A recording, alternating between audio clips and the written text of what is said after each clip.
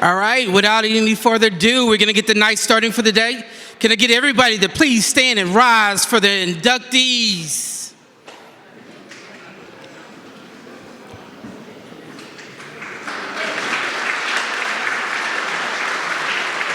The 2004 Texas Track and Field Coaches Association inductees, Hall of Famers.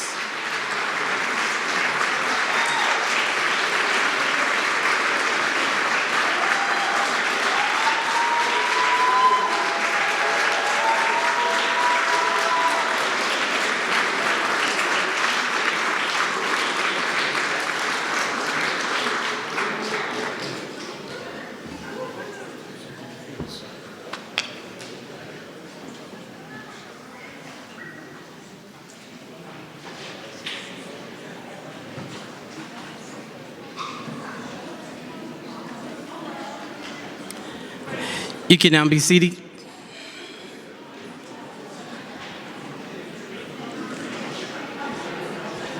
We're extremely excited about this night. A lot of special individuals are going into the Texas Track and Field Coaches Association Hall of Fame. My name is Sheton Ervin. I'm the president of the Texas Track and Field Coaches Association. I'm also the head track and field cross-country coach at Summer Creek High School, and I'm excited to serve this community. I'm excited to serve the state of Texas in track and field, and I'm excited about the 2024 Winter Clinic. Please give us a hand.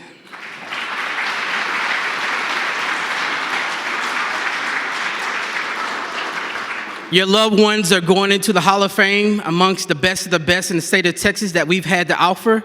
And this is a beautiful moment and a great night. We're looking forward to a great dinner and a great celebrations and a lot of stories, right? From childhood all the way through their journey to getting to where they're at now. We're gonna have dinner and we're gonna release dinner in a pattern of 1 through 14 for this table, and then the back half of this table is going to go through a different direction. So I'm going to explain that to you, how that's going to be released when it comes to us having the tables go over and get their dinner. Obviously, the Hall of Famers and their guests are going to be the first individuals to eat first. But first, I would like to recognize the board members of Texas Track and Field Coaches Association. So can I have the board members please raise their hand? These individuals put a lot of hours and a lot of time away from their families, a lot of Zoom meetings in order to organize this beautiful event.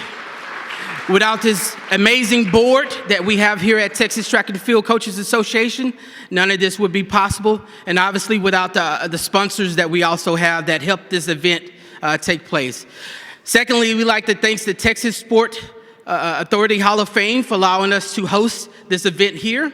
And there's no fitting or better place to have this event than here at the Texas Sports Authority Hall of Fame. So a round of applause for the Texas Sports Hall of Fame also.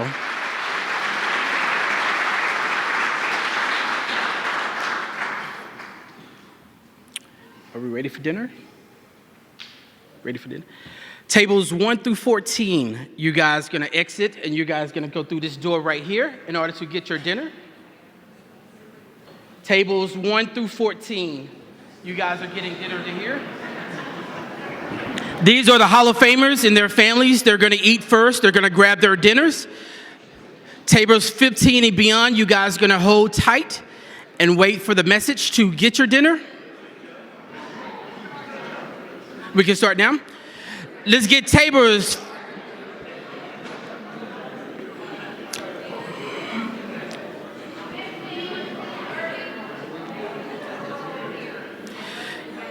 Now can I have tables 15 through 30 to follow the young man in the back who's in his 30s. He has his hands up and is waving and he's an Aggie. Woo! 15 through 30, you guys are gonna go to the back way to grab your dinner. See a lot of amazing people here. Coach.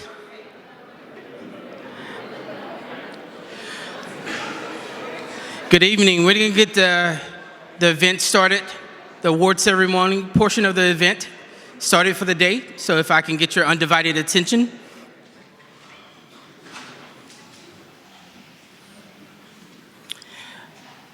I'd like to welcome everyone again. 8 individuals who've done a great service to the sport of track and field, a sport that I love dearly. My name is Sheton Ervin. I'm the president of the Texas Track and Field Coaches Association. I'm the head track and field and cross country coach at Summer Creek High School in Humble, Texas. And I'm glad to serve my state when it comes to this sport. My mission ultimately is to continue to progress it. Currently, right now, Texas is the #1 track and field sport in the nation. We're the second biggest participant sport. Yes, round of applause.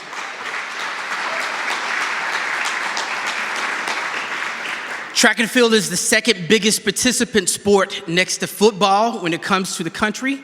So it's a sport that has helped a lot of individuals as a transportation to see different places, whether it's in their community or outside of the community, or different places outside the state when it comes to the travel. Honoring excellence in the realm of track and field, we proudly introduced these distinguished 8 individuals. These are members who set to enter the Texas Track and Field Hall of Fame tonight. These individuals stand as beacons of achievement. They're marks of sports history, from record-breaking performances to unwavering dedication and sacrifice to what they did in order to achieve and be great in their individual sport or to give to the sport of track and field. Each inductee has left their enduring legacy, shaping the landscape of track and field in the state of Texas. And me, as an individual who grew up in this sport, I'm forever grateful for everything that you have done dedication-wise and all the sacrifice that you have done to make this sport great in the state of Texas. Join us in celebrating this unparalleled achievement and the impact that these 8 individuals have had on the sport of track and field in the state of Texas. This class is pretty unique to me in general as a kid that grew up on the southwest side of Houston, Texas. Very special, whether it's Raevyn Rogers, who grew up on the south side also. Yes, Houston, Texas. I was a member of the Wings Track Club also, so it's good to see a fellow member of the Wings Track Club. A graduate of 1999, so it's good to see Darold Williamson, who I saw do the 4-2 double at the state meet, and obviously his team, San Antonio Homes, run a great 4x4. Yes. And me as a former half-miler, Coach Kittley is an individual that has been a beacon to the half-miler community and all of the great half-milers that he has developed during his tenure. I got a chance to run against Jonathan Johnson, who was an Olympian, my high school career, and to see him take Jonathan from a 147, 148 half-miler to a 144 and Olympian, a beautiful sight to see. Yes, Kittley. I was there to see him get his national championship at UT a few years ago, and I couldn't have been prouder of his total program, not just field events in the half miles, but having a total program to win the NCAA championships at UT. So I guarantee that felt good to win it at UT also.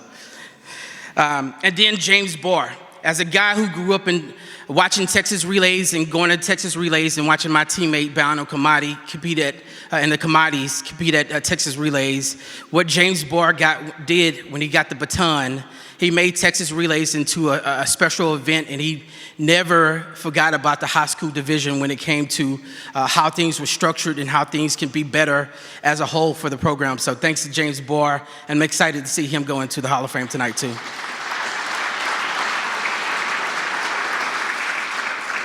Speaking of Texas relays, one of the golden voices of our time is Don Garrett. Don Garrett is the individual that I had the opportunity to, when I was running, to say my name when I was running on the 4x4 or the 800, and how special is his voice to recognize and commemorate all the achievements when it comes to track and field. I was a guy that ran when Fred Duckett was a track and field guy, and Coach Duckett, Fred was another special individual when it came to the golden voice and what he did. So without further ado, our MC for the night, Don Garrett.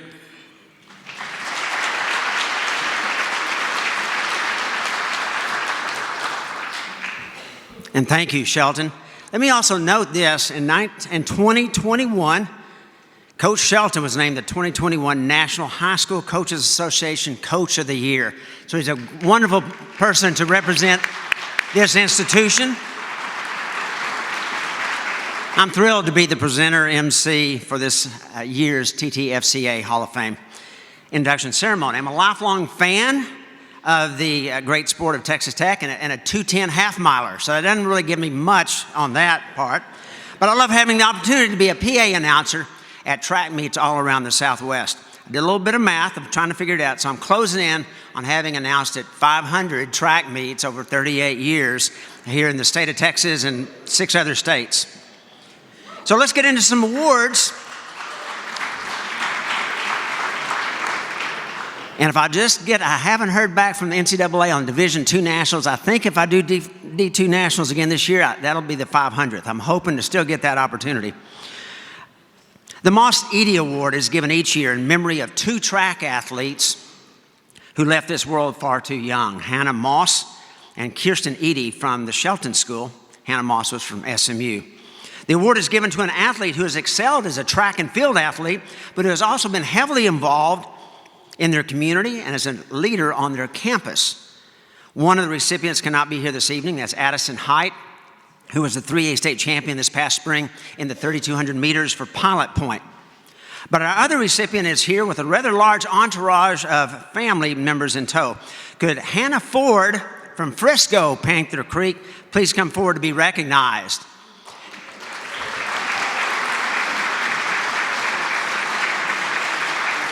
As Hannah makes her way up here, she was the runner-up in the 4A state meet in the triple jump. She placed 4th at the Region 2 4A long jump, just missing going in both events. She is a student at Panther Creek. That is the 12th and the newest high school in the Frisco ISD. Hannah will be in its first graduating class this coming spring. Hannah is also a TCU commit. She'll be continuing her track and field career for the Frogs. So let's give a big hand to Hannah Ford, this year's Moss-Eaddy Award.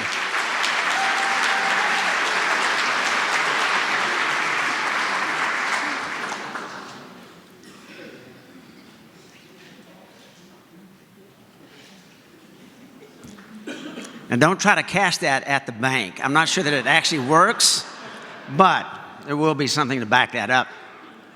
Just 2 years ago, the Ed Marcinkiewicz Community Service Award was established honoring Big Ed, or Coach Ed. I always knew him as Big Ed, as he was called after his passing in 2021 for years of service to the sport as a coach, a vendor, and as an official. Today, Ed's sister, Emma Reichert, was scheduled to be here. I don't believe that she was able to make it this evening. Is she? Oh, so Emma Reichert, if you could please come forward to make the presentation for the award in your brother Ed Marcinkiewicz's name.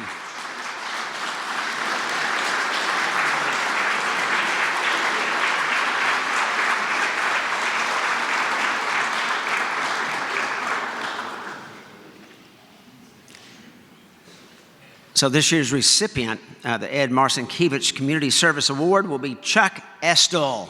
Chuck, if you can come forward.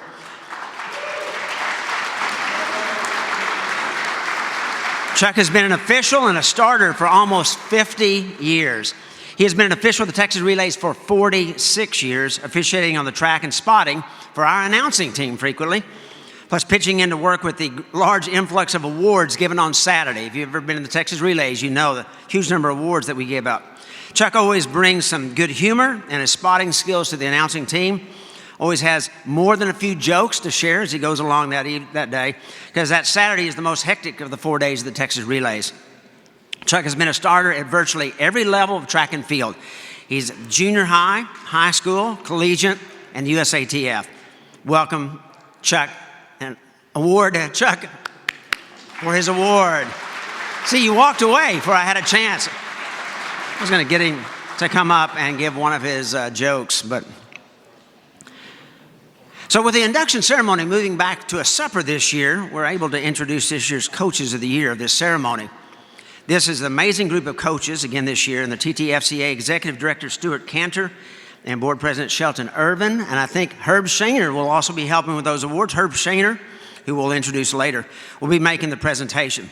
So what I'm going to do is ask each recipient, we'll have 6 recipients for the Coach of the Year. If you could please come forward, I'll give you your name. You can start walking forward. We'll talk a little bit about what you did this last year. And then after you get the awards, you'll move to the inside here, and we'll take a group of all 6 together. The private school girls Coach of the Year is Chris Warren from Houston St. Agnes Academy.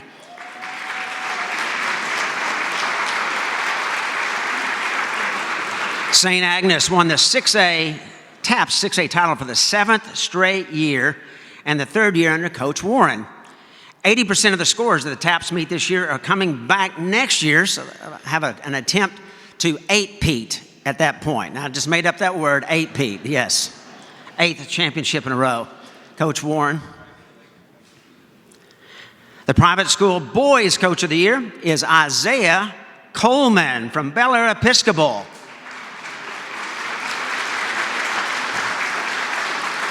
In winning the Southwest Prep Conference boys title, Episcopal more than doubled the second place team.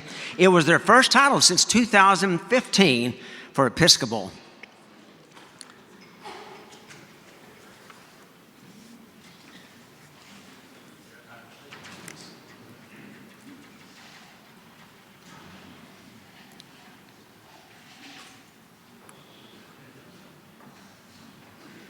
Yeah, y'all can just go ahead and scoot over this way a little bit, and we'll have the picture over this way when you're finished up. The UIL 1A to 4A Girls Coach of the Year is Ray Baca from Canyon High School. Coach Baca. The Canyon girls team won the title with a staggering 80 points scored. This group of seniors has won 3 of the last 4 state titles for Coach Baca, and those 3 titles go along with 6 cross-country state titles they have won under Coach Baca's time at Canyon. This year, the Texas High School Coaches Association decided to give track and field awards for the first time ever. They've given football and basketball and other sports, but this year, the first time they ever gave to a track coach, and Coach Baca was the recipient of the Girls Award, and the first time they ever made that award at the Texas High School Coaches Association. The UIL 1A to 4A Boys Coach of the Year goes to Adam Spiegelman from Refugio.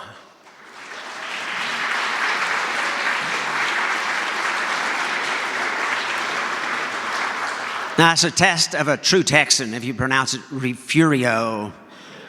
This was the 2nd straight year the Bobcats have won the boys' title, and it's now the 12th time that Refugio has won the boys' state title, the most team victories in Texas UIL track and field history for boys. Also, Refugio ended up in a 3-way tie for first place with Stanford and Panhandle in the girls' team race, the first 3-way tie for the lead in Texas high school meet history. Coach Spiegelman. And now in the UIL 5A to 6A girls category, the Coach of the Year goes to Yvette Green from Duncanville.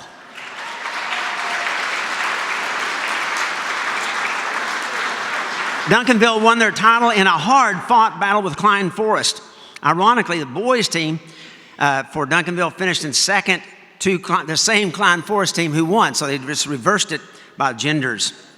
Coach Green has been at Duncanville since 2016, and with the vast number of UIL championships that Duncanville has won in sports over the years, this is the first time they have ever won a girls' track and field championship. And last, the UIL 5A, 6A Boys Coach of the Year is certainly no surprise. It's Lloyd Banks of Fort Bend Thurgood Marshall High School.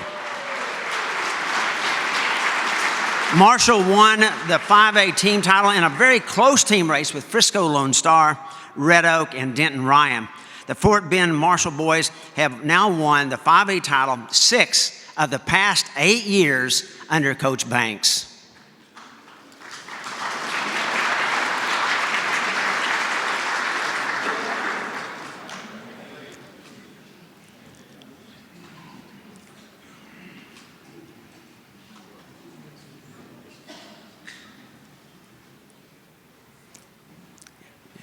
Rojo.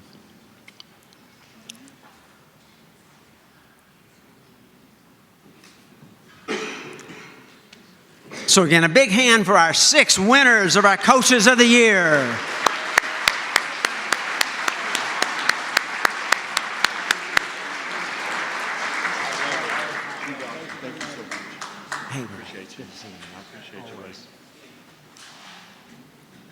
The next thing on the itinerary is to remind us of the TTFCA Hall of Fame recipients who passed away this past year.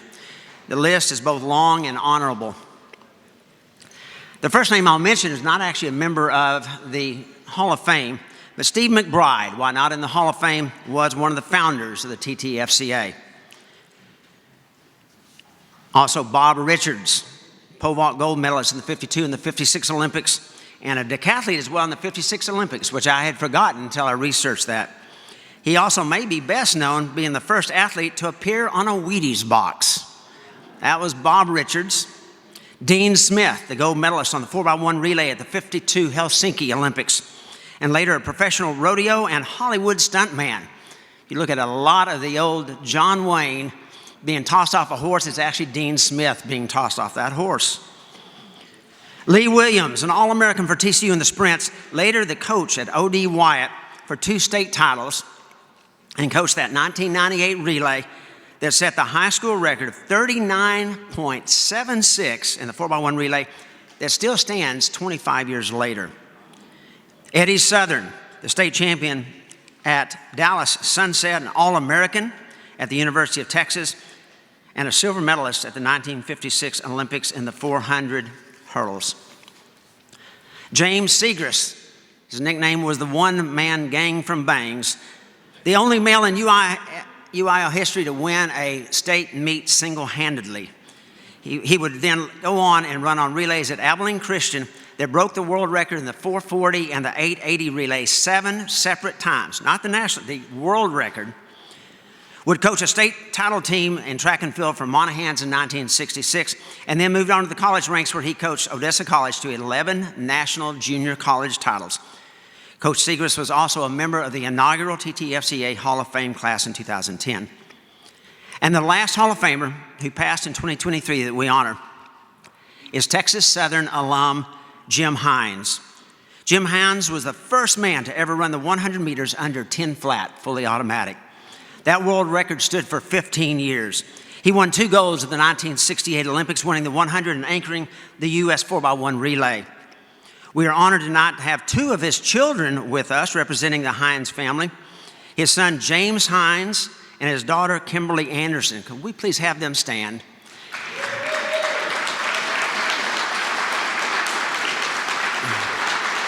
Let's also use that as an opportunity to honor all of the men who have passed on this year. Now, we do have several of our current members, let me pull that up, of the Hall of Fame that are here. Let me go ahead, when I call your name, you'll stand up and just stay standing. Kimberly Anderson is representing her father, Jim Hines, and I'm not sure the Andersons made it. Rose Bremer. Rose, are you here? Barbara Krausen.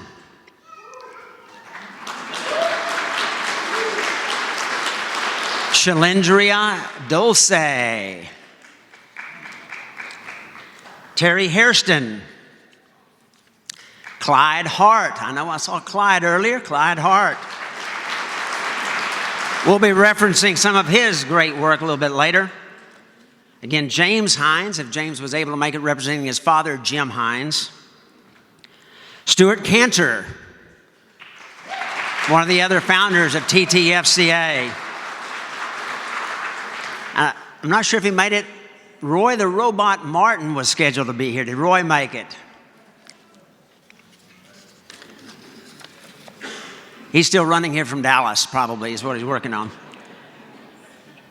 Also, Ted Nelson. I know Ted is here, a member. Now, scheduled to be here, Raymond Pierre. Is Raymond here? There's Raymond, okay. One of my favorite starters, I have to say that because I have so many starters I work with in the crowd today. Herb Shaner. Herb, who's given many of our awards. And June Villers. June.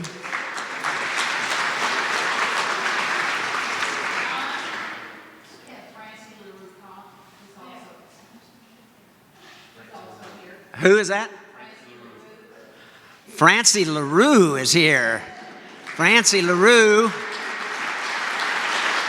one of the greatest distance runners in American history. We're thrilled to have her here as well. So now it is time to introduce the class of 2024 to the TTFCA Hall of Fame. For our first inductee, we have a special presenter. Scott Norman became a member of the Texas Relays announcing team in 1997, and upon the retirement of Bill Melton as the Relays head announcer, a spot that Bill held for 42 years, Scott served as the head announcer for the 2013 to 2019. Please welcome Scott Norman as he introduces our first inductee.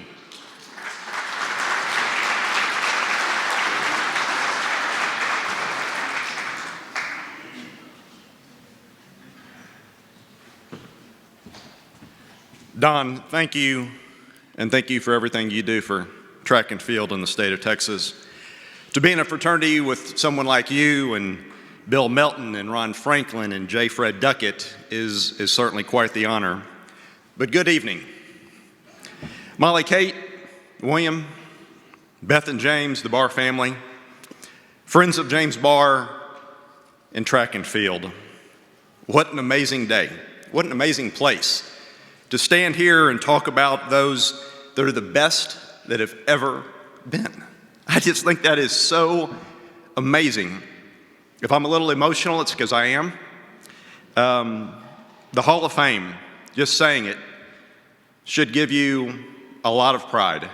It's undebatable. If you make the Hall of Fame, no one questions how good you really were.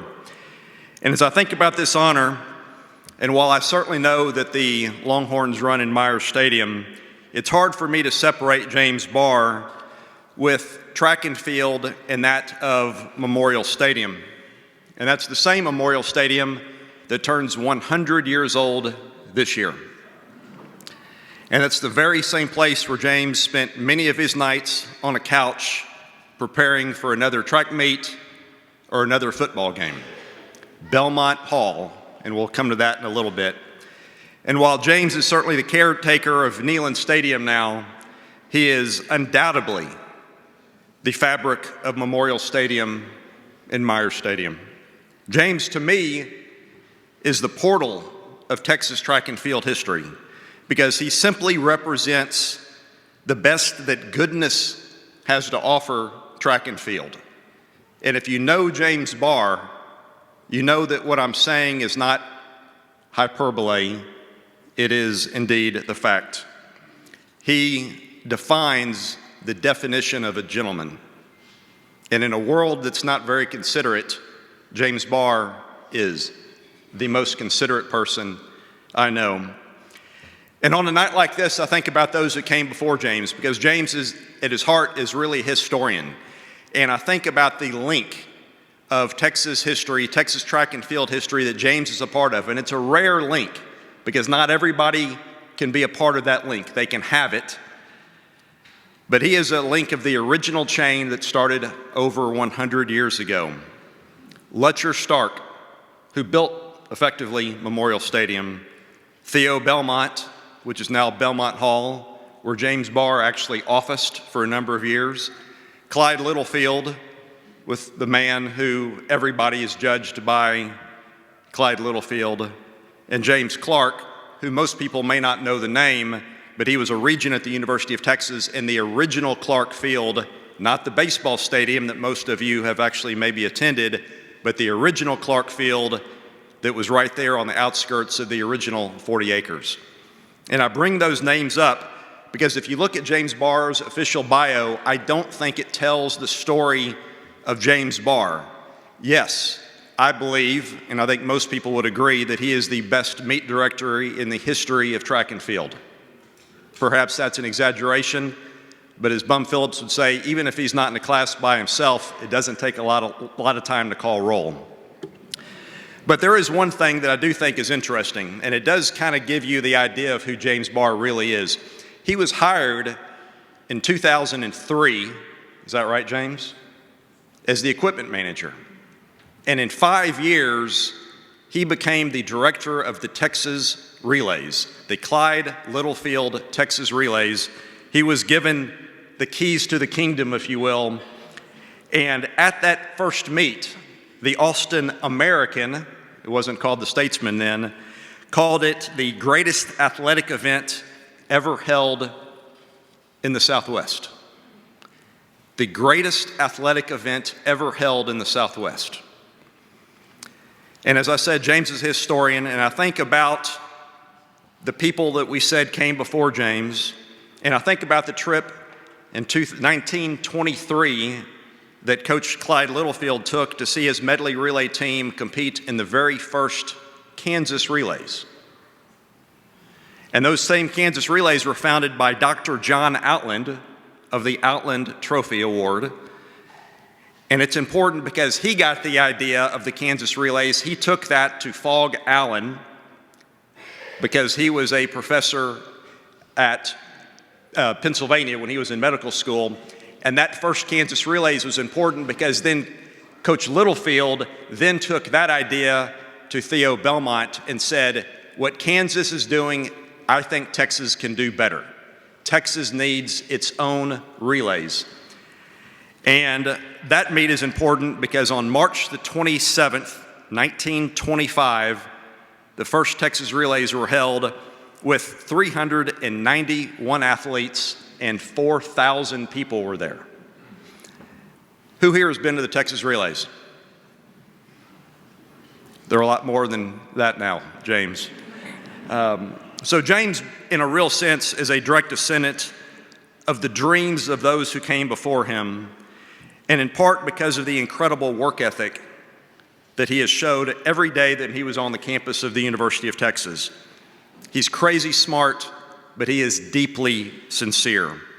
And so to me, James is not just a Hall of Famer, but he is indeed a portal of Texas track and field history because he truly represents everything you want in a friend.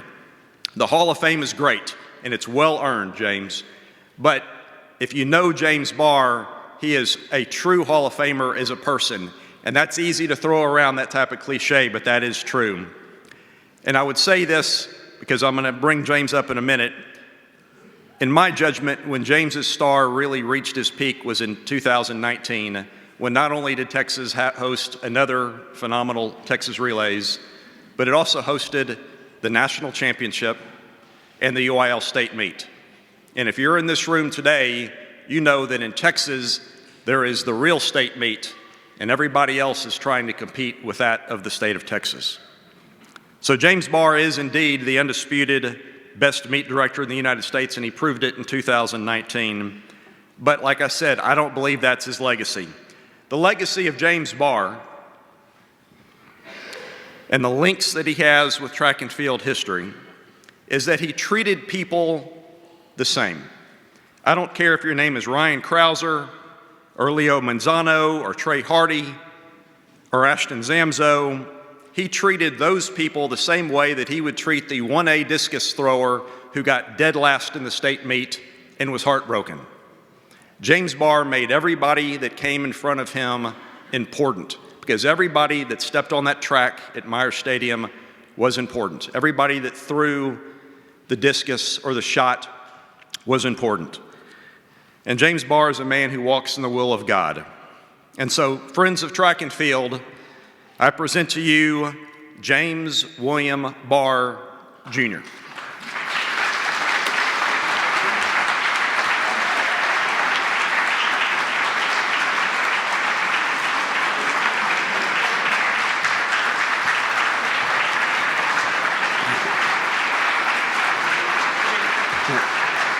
This way.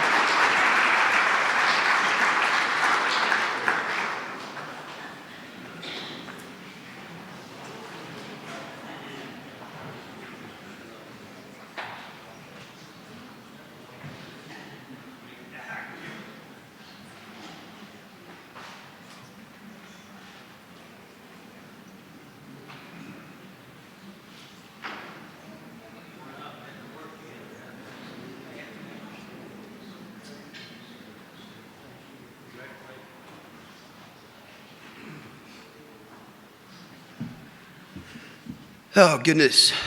Scott, thank you for the amazing words. Don, before you, TTFCA room as a whole, overly humbled and honored, blessed to be here. As I've thought about what I'm going to say in my 5 to 7 minutes, and I promise I will do that, I don't know, and some of our staff, I can't, I would use every minute of the 7 minutes if I thanked everybody in the room, which I think many of you all know that I want to do that individually. We can't. Perhaps afterwards, if anybody wants to join me for a beverage, I would love to do that if we haven't already caught you.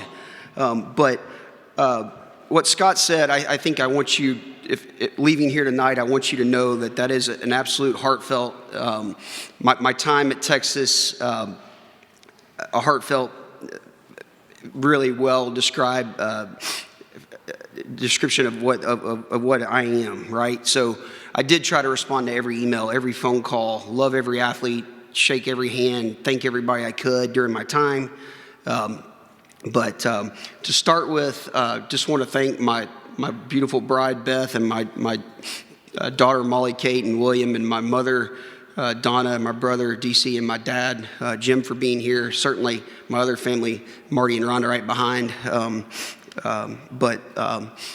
Just no words to explain kind of how my upbringing got me to this point. I went to school at Tennessee originally. Dad grew up in Dallas, Oak Cliff, right? So my 2 kids are native Texans. Will forever be a pride point for us. So we'll be back. We love it. We're going to continue to do what we can to help the sport, the state, however we can. My path was a little unconventional. Kind of funny, Scott, we had never talked about this. I was a history major, actually. My family in the room moving away, Beth and I, when we first moved here, track and field was a huge part of my life, right? I graduated from Tennessee. The only place I would leave to go back for is there, which is where we are now, and I'll be involved in track there. I am. As we moved down here years ago, you built your own family, and I find it really fascinating over the years. I've thought about it a ton. Track and field being such an individual sport, but to pull off what we do, especially these big meets, these big events, it takes the family. It takes the whole room. It takes everybody, all the volunteers, all the hard workers. So on behalf of me, again, without getting into it too far, thank you to all of our family in Texas that make our events special. The UT Track and Field Officials Association, certainly associations from all over the state. Really, really proud to be a part of this board over years. Standing in this venue tonight, these are dreams that Stuart and the board and we, till the wee hours of the morning over the years, have had, and it's really, really special, right? So Shelton's comments at the beginning, heartfelt, real, June, everybody, I could go on, but thank you for that. I know I'm down to my time. I want to buzz through a few things. What's made this night really neat in the past, I think, are stories, right? You've gotten up and you've listened to Hall of Famers, and we've joked before, I could sit here till 2 in the morning listening to them. Probably will tonight for anybody who wants to stay again. But I started off, as Scott said, in equipment at Texas years ago, right? I was an average athlete in high school, made state cross-country meet, much like Don, 205-ish, half-miler or whatever, but loved it. I was hired. I want to say a special thanks for the opportunity at Texas in my early days. Chip Robertson, that's in the room tonight, legendary equipment manager, he and his wife, Jerry Ann, great friend of Michael Carter in his SMU days. Again, so much history. Chip gave me the chance. DeLoss Dodds, certainly worked with Bubba Thornton and Coach Kearney and so many other people off the bat early that gave us great opportunities there. So you went from there in the equipment world. Chip unselfishly let me move into event management in 2008. I very much pride myself. I've always joked that if you can run a track and field meet, especially a large one, you can run anything, right? You've got moving parts, you've got wind, you've got delays, you've got 20 events within, essentially, all those things. So a huge part of where we are. At the end of the day, our relationships are what drives us. I think Scott said that best. I've got to tell this one real quick, right? So taking over as meet director in Austin in 08, the next year, I'm feeling all good. We get that first one in. You lived up there. I find out the Texas Relays are scheduled in conflict with the high school district meets the next year, not long after that, right? Ms. Tracy Neely's giggling over there because she knows where I'm going. But we get on the phone with UIL. I'm thinking, man, alive. I've got this dream job, come into this role. We're going to mess it all up, right? The high schools. So DeSoto and Lancaster don't show. Those were the two, at the time, amongst many of you all in the room, but early friends in the business. And Stuart was starting this board. And hey, man, do you want to be a part of the board? And I said, yes, I got to get DeSoto and Lancaster to the Texas Relays. We've got to make that happen. We got to get Dallas. We got to get Houston. So the next year, we get them back. Raymond, and you'll have to correct me if I'm wrong. I ran out of time to look at this, but we get Lancaster back, right? The classic Tiger uniforms, the rest of it. I think we got a false start in the 4x1. The crowd, 20,000 are booing. And I'm thinking, God, I can't. I'm done, right? I got no chance, right? We get them back. Now we're going to DQ them, right? So we went on. Like Raymond and Tiffany, I believe, was on the stand at the time. She called them back. We ran, all that. But that was a great memory. But long story short, all those times, all those follow-ups, seeing Sheton a couple years ago, hugging him as he won it, the state meet, working with the UIL, working with the NCAA, all those special events, not taking anything for granted. I'm going to leave you all with this. Stuart asked me before, what do you all think were your biggest progress points? And I said, well, you were a huge part of that. Jim Kaiser, Laura, certainly Elsa, all of our staff in the room, Randy and Bunny in the UT Track and Field Officials Association, Alan, I can't thank them all. But we took participation when I took over that event, and from what was 4,500 to what ended up being around 8,000 athletes involved. We tried to get every country in the state represented. I think we got to 42 one year. We ended up with 30 plus states. But the time that all this happened, the advancement of technology, live results, boards, the TFERS side, everything that we did, that was stuff that we all took great pride in changing. And ultimately, at the end of the day, an objective approach. Scott said it best. No matter what singlet you had, what coach, what school you were bringing, you were going to have a chance if you were good enough to get in the meet. If you weren't, we would tell you, and we would have discussions about it. But we could find spots for you in the 4x1, 4x4, or whatever. So at the end of the day, again, no other words, but a heartfelt thank you for the honor. Very, very humbled. Want to continue to do what we can to help you all in the sport. Mac Brown told me the night before I ran my first Texas Relays event, a lot of great Tennesseans have come to the aid of Texans in times of need. These Texans sure took care of the Bars, us Tennesseans. We appreciate all you all have done. We're here for you always. Thank you for the honor.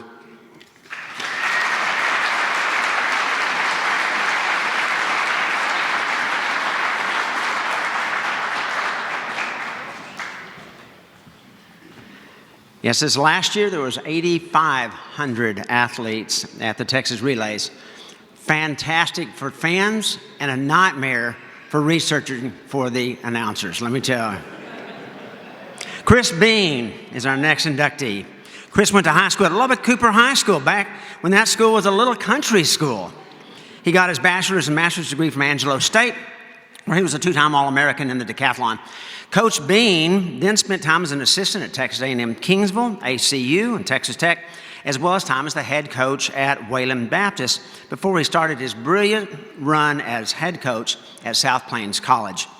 From 2004 to 2016, Coach Beene rewrote the record books as he guided the Texans to a staggering 32 national junior college championships.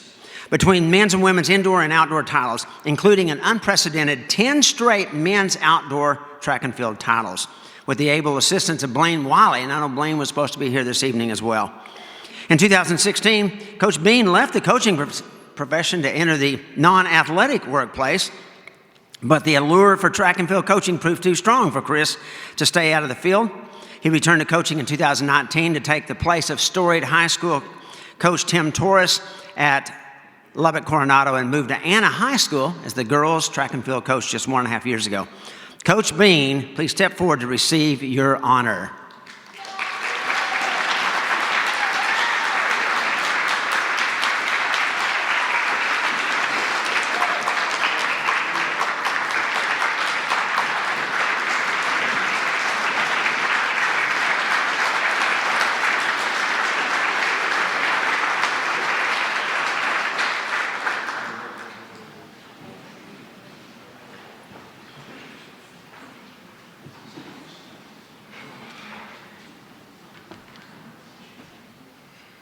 Well, I'm going to speak about Coach Felkins here in a little bit, but there's an old joke that he told me one time, and I keep looking at this picture up here, and I feel like I look like I ate that guy now.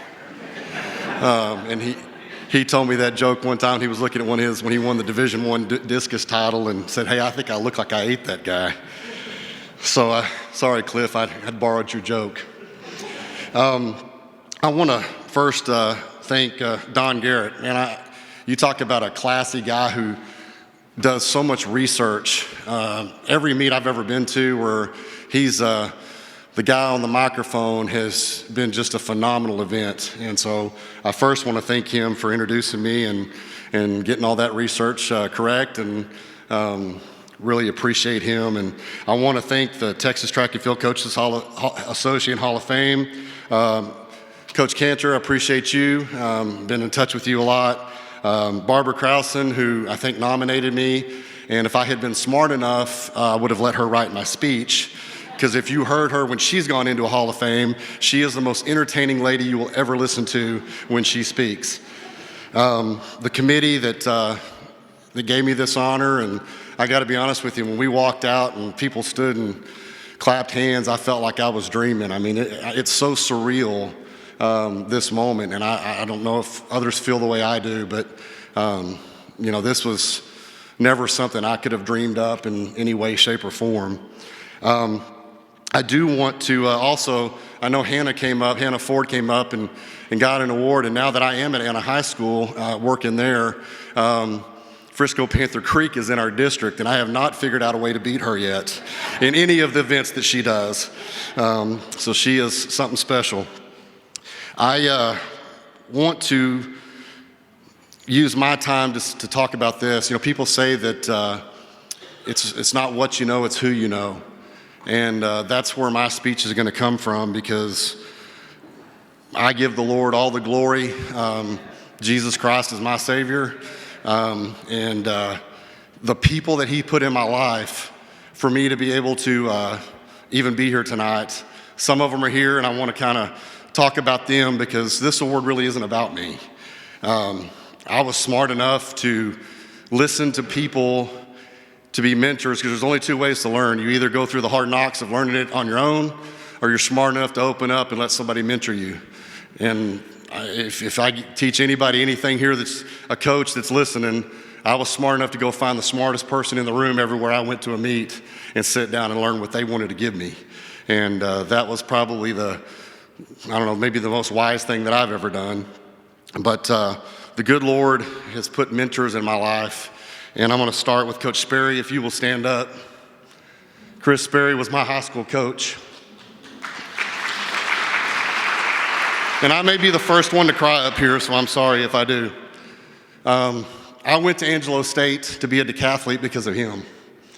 The hours of working after practice, he even was teaching me to throw the javelin back when I was in high school, when that just wasn't done. You know, we'd stay after practice and walk up and down the field, and I was trying to figure out how to throw something I never even heard of. Great friend was in my wedding. He's the reason I went to Angelo State and was a decathlete there. And I met a man named A.J. Moore. A.J., please stand up. AJ would have been one of our Olympians had he not hurt in training and dislocated his hip and had some issues there. And he was one of the best decathlon up-and-comers and had some phenomenal PRs.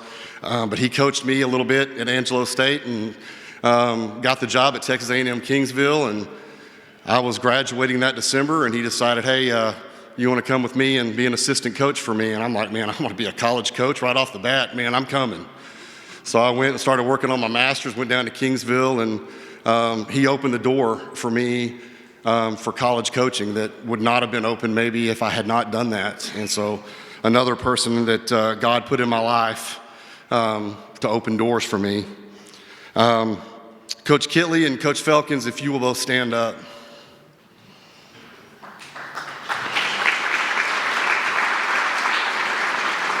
So I got married, and I am going to talk about my family, but I'm leaving them till the end for a reason. I ended up getting married to Corey, and she got a job with H-E-B Grocery Stores training, and I moved to Abilene, and I went in and asked Coach Kittley, I said, Coach, can I please come? I want to keep coaching, so can I come coach? And it was a volunteer thing at first, and he let me stay there for 4 years. I got to work with some world-class athletes there. I think Coach won 29 national titles at Abilene Christian, if I'm not mistaken. And just a phenomenal coach and mentor to me. I learned everything I know about building a team and the meetings and the things that you have to set in place and how to get kids to believe in the things that they need to believe to win. He was the mentor that taught me all that. He's also the reason of every job I think I've ever gotten since I left him. He's the guy that made the phone call and talked that person into giving me that job. So my career would not exist without Coach Kittley. And Cliff, who is his throws coach at Texas Tech and strength coach, is maybe the smartest man I've ever been around when it comes to training. We talk all the time about stuff and the weight room stuff that I still do and workout things that I still do with my kids and talking about where recovery goes and how the nervous system functions and all of the things that I have learned start with the basis of me spending a lot of time with Coach Felkins. And I think Coach Kittley will tell you he's one of the best throws coaches he's ever been around, maybe one of the best in the country. I've watched him take some 40-foot kids out of high school on the girls' side and make them like 56, 58-footers, 60-footers and go be Division I All-Americans where most people weren't even recruiting that kid. That's the kind of coach he is. Blaine Wiley then was the coach that won 29 of the 32 titles with me. He is not here tonight. I begged him to try to come, but he's coaching at the University of Alabama, and this is the week that their older kids are coming back in and they're getting ready for a meet. I got Coach Kittley to talk Blaine really into coming to coach with me. I don't know if Coach remembers that conversation he had with Blaine, but he's a phenomenal coach. Blaine did a great job of filling in where I had holes and weaknesses and things, and we worked really well together. And, he was with me of the 12 years I was there. I think Blaine was there 10 of them. And we won 29 of the 32 titles with him as my assistant coach, and just a phenomenal person.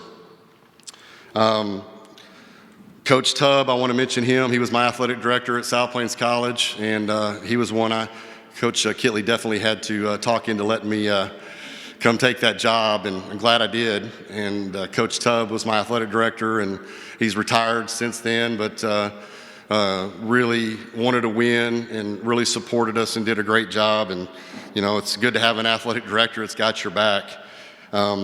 Which does remind me before I get, Ray Baca is a friend of mine over there at Canyon High School, and I've been at Anna 3 years now, and he's another one I haven't figured a way to beat. I do want to thank my parents, my mom and dad. My mom passed away about 2 years ago. She was my biggest fan. She went to every meet I ever went to, every football game, basketball game, track meet, soccer game. She was my big cheerleader, and she was always there. And she's not here, but I definitely want to give her kind of a shout out because she was my biggest fan. And my dad, who's 84, just turned 84 a few days ago. People always ask me how he's doing, and I'm saying, well, he's old, angry, and he's mad at the world about something. But he's my dad, and I love him. And finally, this is the last thing I really want to talk about, and I want to do something that may be a little different for something of this kind of venue. But my wife, Corey, and this is where I'm probably not going to, I need her to stand up.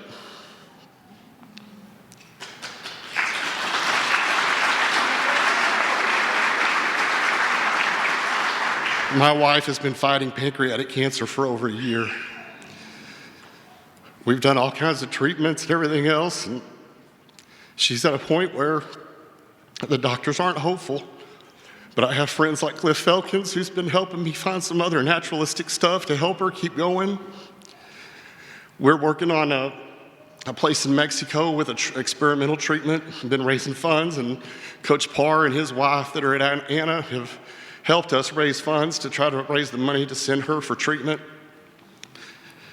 I've not been able to do any of this without her. She was a college volleyball player, and she understands what it took for me to do this, the hours.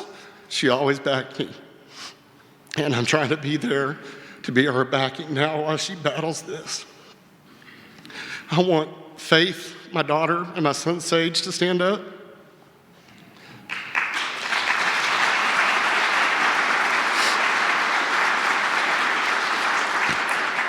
These are my kids that I'm so proud of. In fact, I coached my son's soccer game before leaving Anna because they talked me into being an assistant coach in soccer as well as being cross country and head track coach. So the hours I work there are way worse than I ever had to do in college. And then my daughter's going to graduate at UTA here in another year or so. And I love them. They're my life. And it shows that it is who you know, because God put all of these people in my life, and I would not be standing up here for every step of that, from my high school all the way through coaching with Coach Kittley and my family who supported me. This would never have happened without that support. And I love them, and I want to do one thing that you won't probably see at a Hall of Fame. I want my wife to come up here. And if you're a believer, I don't need everybody in the room to come, but I'm going to pray over my wife here in front of everybody, if that's okay with you. If you feel led to come up here and be a part of this and lay hands on her, whatever you want to do, I'm going to do a really quick prayer for my wife's healing, because I need her. If I'm going to keep coaching and keep doing this, I need her to keep being my support.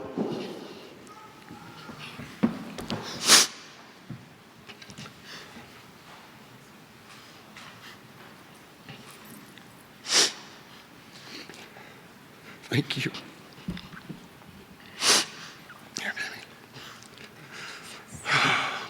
Sweet Jesus, thank you, Lord. Abba, Father, I just praise you for this opportunity. I give you all the glory, because this glory for this award is yours. And Lord, I'm not afraid to speak your name. I'm standing here in public in the name of Jesus. And I just pray for her healing, Lord. I know you took stripes on your back so that we could be healed. And right here in front of God, and in front of you and every person in this building, Lord, I just claim healing and speak healing over her body. These treatments that she's getting are going to work. Your hand is on her. You're going to touch her in a way that you never have. And we just pray for a complete restoration and healing in her life. And I just give you the glory in Jesus' name. Amen. Thank you all. Thank you so much. Thank you. Thanks, Chris.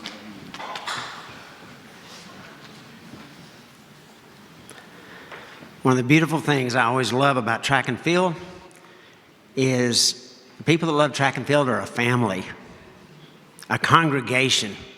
And this certainly is what we're seeing right now. Thank you, Chris. Willie E.B. Blackmon was a 1969 graduate of Houston Wheatley High School. As a senior, he was named to a high school All-American team after running a 150 flat. Looking at the magazine article on that high school All-American team online is like a walk down memory lane. Joining Judge Blackmon on that team were such Texas luminaries as the Pouncey brothers, Steve Prefontaine, many others of that time, the great athletes. The Texas A&M president at the time was Earl Rudder. He actively recruited Judge Blackmon to come to Texas A&M as the athletic teams at the university were just beginning to integrate their teams. Texas A&M would never regret that choice. While at A&M, Judge Blackmon was an All-American in the 880 and on the All-Southwest Conference team 3 times. In 1970, he ran a third leg on the A&M mile relay that set a new world indoor record of 3:05.7. While at A&M, he would set or break the school record 16 times in the 880 or on the mile relay. And they didn't run the mile relay back in those days, right, Judge?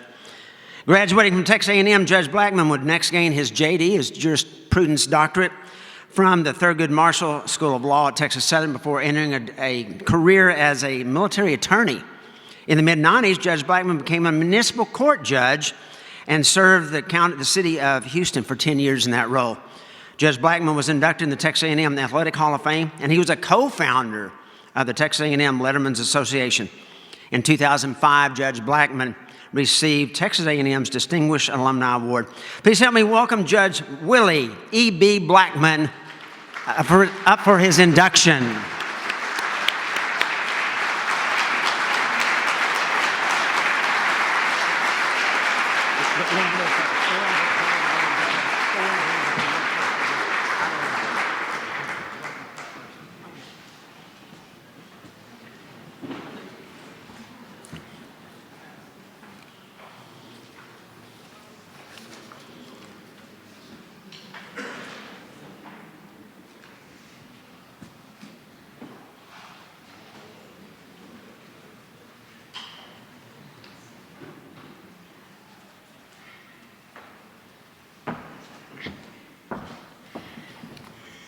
Well, I'm getting up in age now, and my knees aren't as good as they once were from my days at Texas A&M and my 40 years service in the United States Armed Forces as a military JAG officer. I'm Colonel Blackmon also. I'm going to talk to you about some things, and he stole a little of my thunder, but I'm going to enhance it. Good evening, ladies and gentlemen. I must say I am honored to be here at the 15th induction of the Texas Track and Field Coaches Association Hall of Fame. I would also like to thank the Track and Field Coaches Association Selection Committee for selecting me as an honoree tonight. To be among such outstanding induction classmates leaves me in a place I could only dream of as a young child growing up in the heart of Houston's 5th Ward. As a child, I expected little of life, being that I was slew-footed, had a severe stutter, short in height, and was growing up in Jim Crow America. But by the time my mother, Florence Bonet Blackmon, realized the talent of the child she was raising, she became my greatest fan. And along with my praying grandmother, Annette DeQueer Joseph, helped me to heights I could have only dreamed of. My father, Willie Bonet, a Louisiana prize fighter, who transcended to heaven in 1957, showed me how to straighten out my feet and responded on my Black and Native American heritage, asking me to be proud of both, and I always have been. I listened to my great aunt, Martha DeQueer Alexander, born in 1900, who helped me overcome stuttering along with 12 years of speech therapy. Her family's lawsuit in Howell versus DeQueer was cited by Thurgood Marshall and Brown versus the Board of Education. By my adopted father, L. Blackmon, a Korean War veteran and recipient of the Purple Heart, taught me to stand tall and straight. His family was one of the first lawsuits filed in Brown versus the Board of Education, which originated in Summerton, South Carolina. By the time I was 13 years old, my HSD junior high coach, James Bell Bryant, some 40 years later, pulled me aside and asked me to reflect on a time when he watched me anchor the 8th grade mile relay at Houston's Del Mar Stadium. Waiting for the baton, he knew I was upset as my teammates because I took the baton about 50 yards behind. But something happened. The opposing coach told him, the race is in the bag, my team will win. Coach Bear Bryant looked at him and said, you don't know anything about the young man you're about to watch a gifted kid. I called my competition at the 220-yard dash mark and put 50 yards on him. The opposing coach responded only to my coach by saying, wow. To the young people assembled here tonight, I say to you, never give up and train to be a champion, looking for your pot of gold at the end of the rainbow. In my sophomore year at Wheatley High, I was mentored by Wheatley's Hall of Fame coach, Obie Williams. I was the PVIL, the Prairie View Interscholastic League, 880-yard dash state champion, winning in a time of 1:55.2, which was and still stands as the PVIL state meet record some 57 years later. That record is in the UIL archives for the Prairie View Interscholastic League. Upon integration in the UIL in 1968, I won the 880-yard dash by a tenth of 1 second. In my senior year at Wheatley, I was the state champion, but I won it by 15 yards. And came from behind in the mile relay to set a new state class and meet record of 1:13.5. Earlier in that year, our mile relay team struck fear in the opposing competition when we set our world high school and national record in the preliminaries of the United States Track and Field Federation National Championships.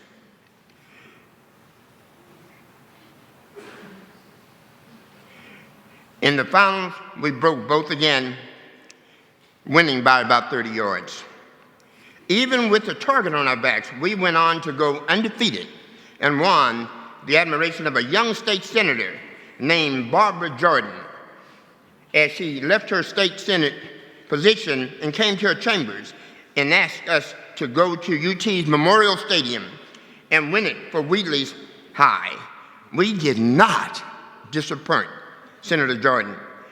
I went on to become a medalist in the high school nationals in the 880 and yard dash in Sacramento, California, beginning a friendship with the great Steve Prefontaine, which lasted until his untimely death in 1975. I received 150 scholarships and was world ranked as a high school senior. Indiana University gifted me an airline ticket for my first recruitment trip, allowing me to fly on an aircraft for the first time in my life, where I met a young lady named Pat Patterson. Pat Patterson, would you please stand and be acknowledged, and please remain standing. That's my wife.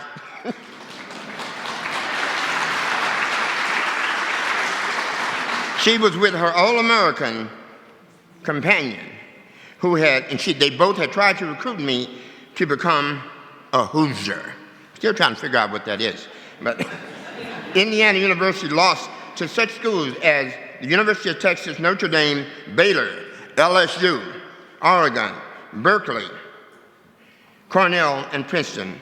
Texas A&M's 440-yard dash NCAA champion and world record holder Curtis Mills, and A&M President Major General Earl Rudder, Lee Evans of San Jose State, and Oregon's Bill Barman, the namesake of the Barman Award, along with 142 other major universities, gave it their best shot. But Curtis Mills of Texas A&M was the game changer.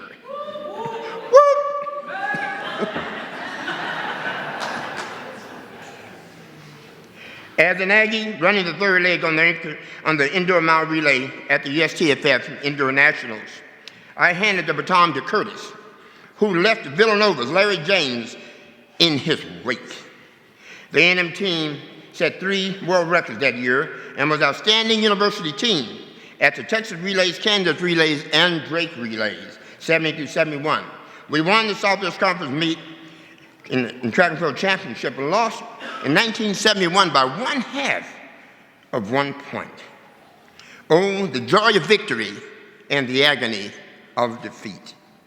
I set 16 school records in 10 events as an Aggie student athlete. In 1971, I became an All-American in the 880-yard dash and a 3-time All-Southwest Conference athlete in 71, 72, and 73, and competed in the NCAA championships 1971 to 73.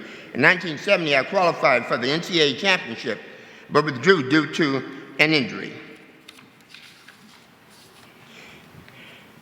I made history when I became the first black standalone captain of a Southwest Conference athletic team. I thank Coach Thomas and Coach Ted Nelson. Coach Nelson, I think you're here. Would you please stand, rise, and be acknowledged? When he won the trifecta of sprints and jumps by winning the 100, the 220, and the long jump. With a long jump, back in those days, over 24 feet. A sports writer gave him the nickname of Mercury. It's a perfect name for a sprinter, a nickname for a sprinter. Billy would be another great part of that long line of great sprinters that came out of Dallas ISD starting in the mid-50s. Billy was recruited heavily by the hometown SMU Mustangs. So for you young people who may not know this, at one time SMU had a men's track team. Yeah, a little dig there. Anyway, I know the president well, and I've dug him on that a lot for a long time. In 1963, he won the Southwest Conference 100. And for you young people in the audience again, you may not be familiar. There used to be this thing called the Southwest Conference a long time ago, long time ago. In 1964, he was preparing for the Olympic trials when he was injured his hamstring at the NCAA championships that impeded his quest to become a member of the U.S. team that went to Tokyo. In that same year, Billy went to Lubbock, where Tech, knowing that Billy was coming to town to compete, set up a sprint runway in their old basketball court arena. And in that race, Billy tied the world record for the indoor 60-yard dash with a hand-timed 6 flat. The current FAT world record in the 60s is 6.07. After rehabbing his hamstring problem, he returned in 1965 to win the Southwest Conference 100-yard dash in a 9.2 and the 200 running a 20.7 for the Mustangs. He would be inducted in the Southwest Conference Sports Hall of Fame and appears here in the Southwest Conference display back across the way here. Billy finished his degree at SMU and after graduation went to work in the auto industry and eventually owned dealerships in Sherman and Denison. He passed on in April the 25th of 2020. We have several members of his family here today. His daughter, Staci Markwardt, and her husband, Brian, their children, Aaron, Katie, and Austin from Weatherford, and his daughter, Jenny Morris, her husband, Michael, and their children, Matthew and Marshall from Longview. Please help me welcome Staci Markwardt to the stage representing the Foster family.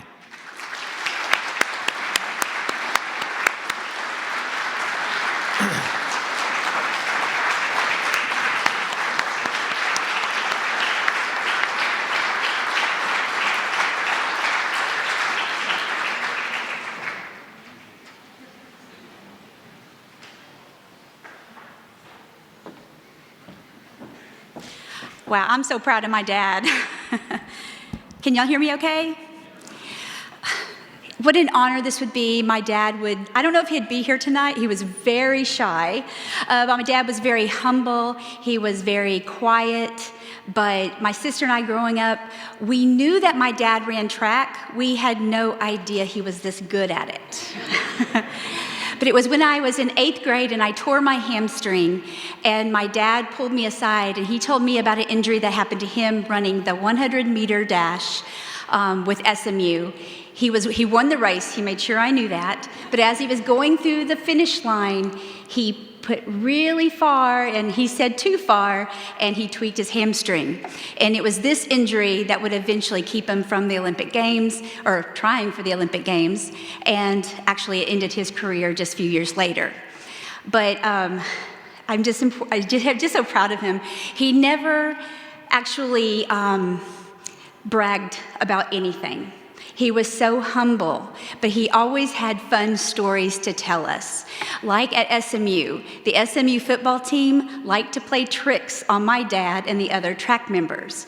And once they learned that my dad owned a small Alfa Romeo, the football team decided they could pick it up and take it all over campus. So my dad's relationship was really a love-hate relationship with them, but he always remembered that and loved to tell the story. The story he liked to tell my sister was that there was a time where all of the track team, well, they kind of were goofing off and they missed the bus to the big track meet. And so they were panicking, didn't know what to do, so they ran to the train station and caught a train, and they made it in time. But a Dallas sports writer picked it up, and he actually published an article called The Great Train Ride. And that actually was published, and then they published it again. It was so popular, just like 5 years later. But whenever I was telling you about my hamstring, my dad pulled me aside and he said he had a race in Lubbock, which is what he just said, but that he had won the 60-yard dash and tied the world record. Remember, I told you at the beginning, I didn't know my dad was that good at it. And my dad saw my face, and he was like, oh, she doesn't believe me. So he went to his closet, and he got the New York Times, and he showed me, and there it was in black and white. He was telling the truth. But my favorite story was when my dad graduated from SMU, and he was interviewing with Ford Motor Company. Now, my dad really wanted this job, but the interview went terrible. He said they were not interested in him. They shook his hand, and he was walking out the door. And he gets to the hallway, and he says, I gotta do something. I want this job. So he turned back around, and he went back in and said, I lied to you. I did not major in business at SMU. I majored in the 60-yard dash. He got the job. And it started his lifelong career in the car industry, owning several car dealerships, including one with Ford Motor Company. But my sister and I never saw my dad run. We really lived through photos and stories and these wonderful cartoon illustrations by famous artists of Bill McClanahan and Bob Taylor, just such wonderful to us. But I want to tell you one last story before I leave. It was very sad, obviously, when my dad died, but for my stepmom, it was even harder. And every day she would go out to the patio and just really want to just kind of sit and think about it. And she believed that a red cardinal would be a sign of comfort for her from heaven. So every day she walked out there and waiting for this cardinal. She never saw one. Weeks went by, she went out there, and that particular day she heard a little rustling in the leaves, and she looked over, and there it was, a roadrunner. It's a real story. The roadrunner stayed around for a little bit and ran around. After a couple of days, even the neighbor came and said, what's up with this roadrunner? But after a couple of days, it disappeared. So we know my dad got the last laugh, and now he's up in heaven, running on that golden track, practicing that 60-yard dash.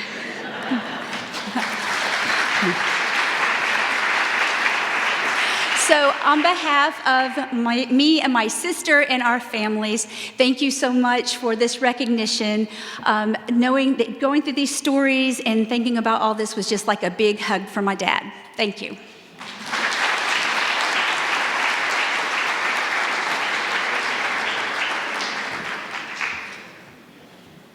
Thank you, Staci. And it is the stories that I love at this occasion each year.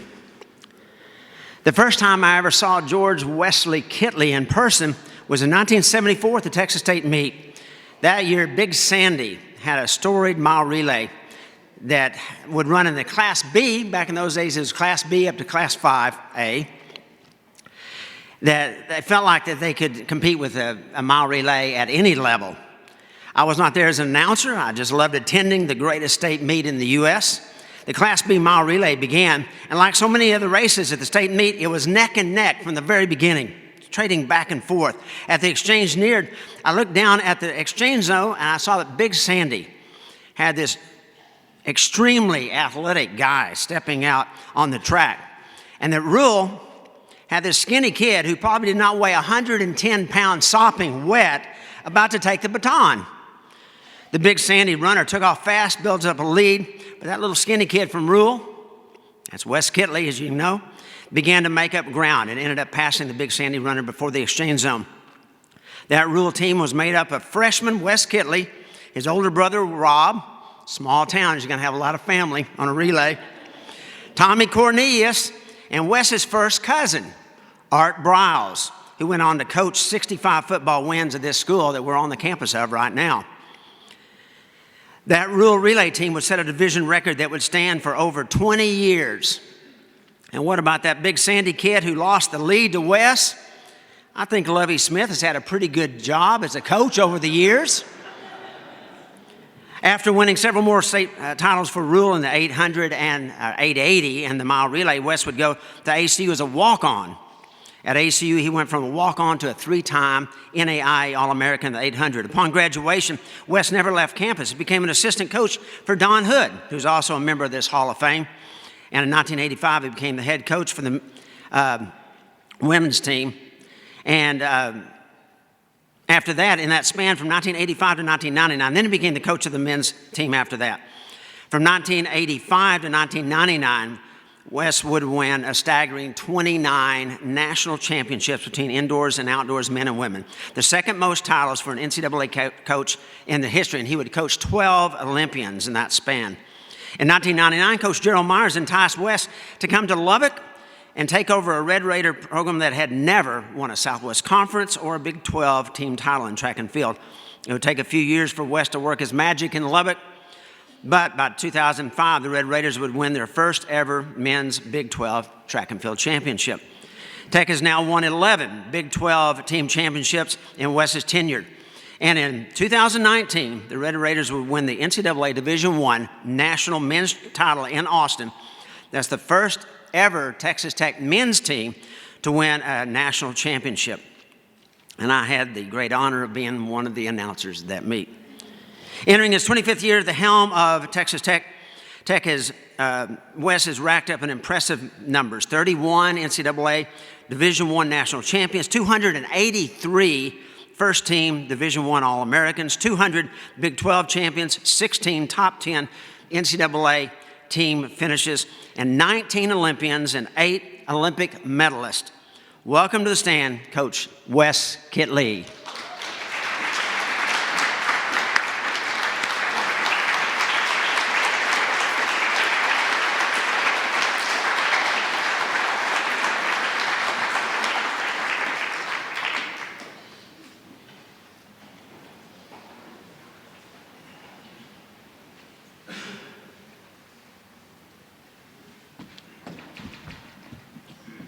Thank you, Don. Appreciate that so much, and appreciate the opportunity to be here tonight. Goodness, what an honor. I want to thank Stuart and the board. I can't tell you how honored that I feel that this is the first time this class is being in this building, and this building means a lot. It's a special place. So I think this class really feels special to have that opportunity to be here and to be honored. So I want to thank you again. You know, my beginnings were, I want to tell you a little more about Don when I get to my ACU days. But, you know, I come from pretty humble beginnings. My dad was a sharecropper, and I was raised on a cotton farm and had that opportunity with 3 other brothers to be raised on a farm 12 miles out in the country, 25 miles round trip, riding the bus to school. Greatest blessing of my life. My mom stayed home. She was a homemaker with all those boys 12 miles out in the country. Sure, that was a lot of fun for her.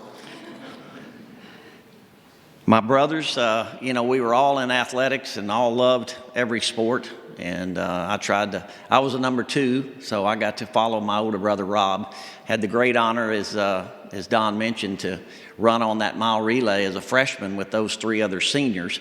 My brother handed off to me, and I got to hand off to Art Briles. So it's a pretty special thing. And I didn't know Lovie Smith at the time. I was just trying to chase him down. You know, I always tell people that I feel lucky that I had a head start because I had a wonderful mother and dad that were just hardworking people, and they gave me an opportunity to believe in me as a young person. But my beginnings in track and field, when I was 6 years old, my granddad took me up to the track at Rule. It was an old dirt track. We never did have a real track. And he had been told that the high school team didn't have any money to buy spikes. And there were only about 8 guys on the track team. So my granddad bought them all spikes. And he had bought them about the week before, but he took me up there because he wanted to watch them practice. And he said, hey, you know, let's go to the track. And then I saw them, the high school people, they were probably seniors and juniors, and they were stopping their cars and popping the trunk. And they were getting their spikes out of the back and putting these spikes on and running. And they asked me to jog with them. I thought I was running, but, you know, they were just doing their warm-up. But I got hooked, hook, line, and sinker that day. Because when I saw them put on those spikes and I saw them be able to, you know, to run in those things, then that was the sport that I knew I wanted to be in. Real fortunate to chase my older brother on into athletics. And then to make, like I say, my high school coach, Jasper Wilson. You know, this thing is all about relationships. Chris and his family, you know, he said it himself, and many of you, James, everybody that's been up here, it's always about relationships. And I wouldn't be anywhere today if my high school coach, Jasper Wilson, hadn't about killed me in that freshman year. But it was, like I said, it was one of the greatest blessings that I ever had. I had a good career at Rule, and I always wanted to go to ACU. I had watched... my mom had gone there one semester and fell in love with my dad and came back and married, went to the farm. So I had watched actually the Curtis Mills era with the ACU people in 1970, 71. I knew exactly where you guys were when you said that. And I went to ACU, but what Don doesn't tell you is I was probably going to ACU all along, but this crazy guy kept calling me in the admissions office every week. Hey, we want you to be a student at Abilene Christian, Mount Abilene Christian. He wouldn't quit calling me. I finally gave up and went. Well, that guy was Don Garrett. So I do appreciate that, Don. It meant so much to me. You know, I have so many people to thank, like the rest of the people, the relationships that you make. People took me under their wing. Don Hood did, asked me to help when I graduated from college. I was going to leave. A lot of people, I was going to go to Killeen Ellison for $22,000 a year and be the head track coach right out of college. But they asked me to stay, and I did. And I just volunteered that first year. And then the athletics director, Wally Billington, I saw him walking to the track one day, and he walked up to me and said, hey, do you want to be the head women's coach? And I about passed out because I never thought I'd coach a woman in my life. And anyway, I said yes. And then he said, hey, I'm going to put a cherry on top because we got an athletic dorm called Morris Dorm, and they need a dorm daddy to be over all the athletics. And I'm going to offer you $10,000 to be the head coach. And I thought I'd died and gone to heaven, so I took it right there. And I did that from 83 to 93, and then we had an athletics director named Cecil Eager at Abilene Christian, and he walked also down the office one day and said, Wesley, called me, Wesley, are you ready for the greatest challenge of your life? I want to make you the men and the women. So I got the opportunity to be the men and the women's coach. And I believe, you know, that was the turning point for me, especially because I started getting respect coaching women. I've coached women my whole life. I'm in my 40th year of coaching, and I've had women from day one. But it really, I think, helped me grow so much, being able to coach both genders and having that opportunity to grow in that manner. And we had a great run at Abilene Christian. I always tell young people, don't always worry about what's happening to you right now, because I was a walk-on. I was raised poor. I was a sharecropper's son. I had the opportunity to go to Abilene Christian, and people took me under their wing. And lo and behold, we were lucky enough to win, and to win pretty good. And somebody else noticed me, and that was Gerald Myers at Texas Tech University. And I never made any money at Abilene Christian. We just didn't make any money. And I was making about $30,000 after, 15 years, and had 3 snotty-nosed boys. And Linda and I weren't making a whole lot of money, but when Texas Tech came after me and offered me $80,000 to go, well, that's when I left and went to Texas Tech. I had just won 4 national championships at Abilene. And I thought, man, I'm going to go. I thought Texas Tech was a gold mine, and I still do. But I thought it needed the right person in there. And Corky Oglesby was the coach that I had known there. And he had told Gerald Myers, your coach is at Abilene Christian. And I was sitting in the cafeteria. We called it the Beene at Abilene. And one day, and here come this banty rooster around the corner hollering for me. And it was him. He said, you want that job at Texas Tech? And I said, well, yeah, I'd like to have that job. And lo and behold, I think he talked Gerald into it, and I met Gerald. But it was the hardest job that I've ever had, but it's probably been the most satisfying because we were terrible. Coach Felkins came with me, and there was Big 12, Ted, and Clyde, y'all know there's the Big 12, whatever, the 12 schools supposedly in the Big 12. And Coach Falcons always said, well, it's a good thing there's not more, because we would be last no matter what it was. I think we scored 13 points that first year, and I just come off winning 4 national championships at Abilene. I thought we were ready to go back.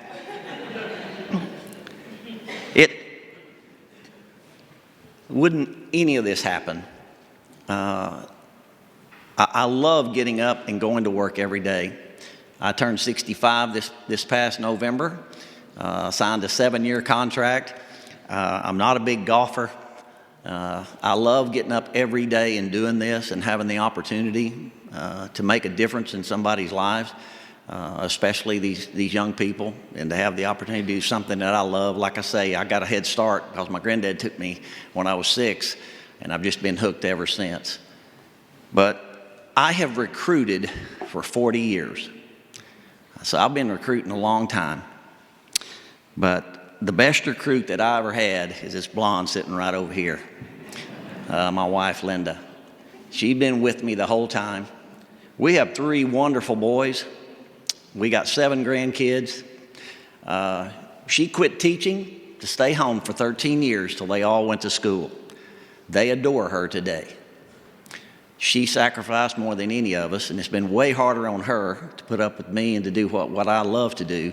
It's like Chris said, he knows how hard it is on these wives and on the families, how much recruiting and travel and how we're gone. But I'm just so thankful that we had that opportunity to do that. Even though we were poor, we made it work. And it was just one of the greatest things I think that's happened in our careers. Building a men's and women's track team has always been my dream, and the opportunities that gave me that. But when you reflect back and you look at all the people that helped you get there, it's really what it's all about. I would hate, and people that know me know, I wouldn't do this for anything if I had to get up and go to work and do it by myself. I love putting that puzzle together. I love people, us working together, all different kinds, and I think it's my job to reach down in the soul of each kid and figure out what makes them tick. And if I can do that and reach down and do that with these kids and have an opportunity with the staff to grow together and figure out each person's strengths and weaknesses, and then don't beat the weaknesses up, but just work around those weaknesses and take each individual and do their strengths, and I think that's how you put the thing together.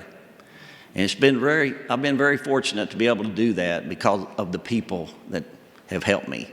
I wouldn't be anything if it wasn't for all the coaches, my athletes that that ran and jumped for me and the opportunity that I've had and that love me today. And I'm just so thankful to be a part of this track and field community, and especially Texas, because, you know, I'm a West Texan. I left Abilene and went 2 hours down the road to Lubbock, and I'm not going anywhere because I love this state and I love the things. And the whole idea for a guy like me that gets to coach in college, the heroes are you high school coaches. Your heroes are the ones that have an opportunity to let us recruit your kids. But you're also at the ground level, and I get to get the cream. I get to pick the cream. And so I just want to compliment each one of y'all that are here tonight and for the honors that you've had, especially you people that have won the state championships. I know the hard work that you put in.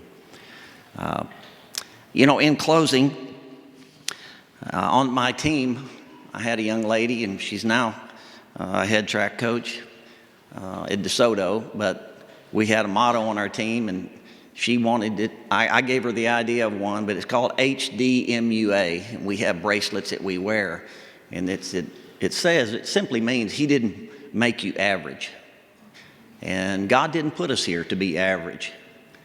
And I think when we realize that we all got the gifts and we've got the opportunities to do some great things for other people. So I like to encourage everybody, especially my kids on my team, to honor God, because He gave you a special gift. He gave you an opportunity to do something. He did not put you here to be average, but He put you here to go make a difference in somebody else's life. So I hope that we all can continue to do that. I'm not near quitting. I love this stuff. I'm going to keep doing it. I appreciate all you people that have helped me get here so far and that continue to encourage me. And once again, thank you again for this special night and for this special place and all the people and all the hard work that you put into it. God bless you.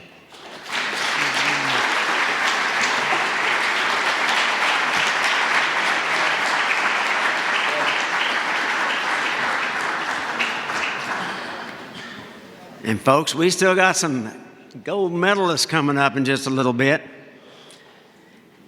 Our next one is Ellen Smith Robinson. Let me start with a disclaimer that many of the stories I will tell tonight about Ellen include her twin sister, Evelyn, who is also in our audience tonight. The twins were the youngest of 10 children. When their father would come home in the evening from work, Ellen and Evelyn would wait as he would top the hill in his old Chevy Impala. They would race him back to the house. That's where they started honing their sprinting skills against a Chevy Impala with their dad, and they would do that day after day. When the twins arrived at Trimble Tech, they discovered that Trimble Tech did not have a girls' track team at all. They went to the principal, who told them they did not have a track coach available for a girls' team. They said, if we can go find a coach and some members of the team, will you add the team? So they went to a teacher. They got a teacher to come out. They told her, you don't have to do anything. Just show up. And so they got a coach. They recruited some of the other athletes off the campus, and they won the state 4A title the next 3 years with that group.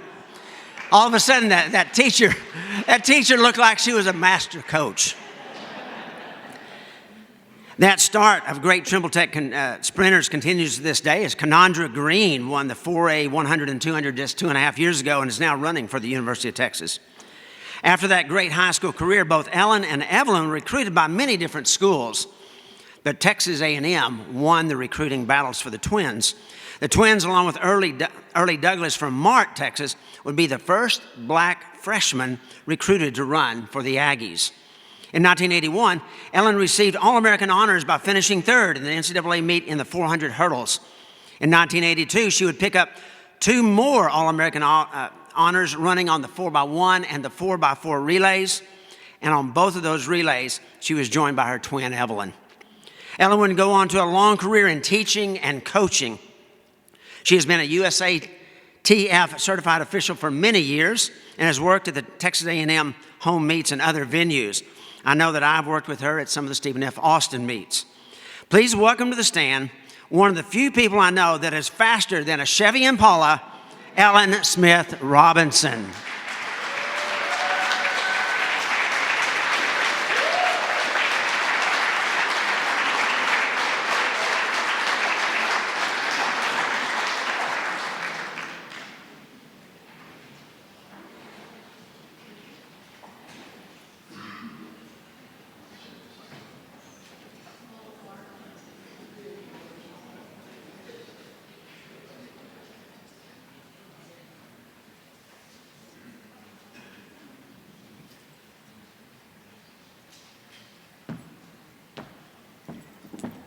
Whew.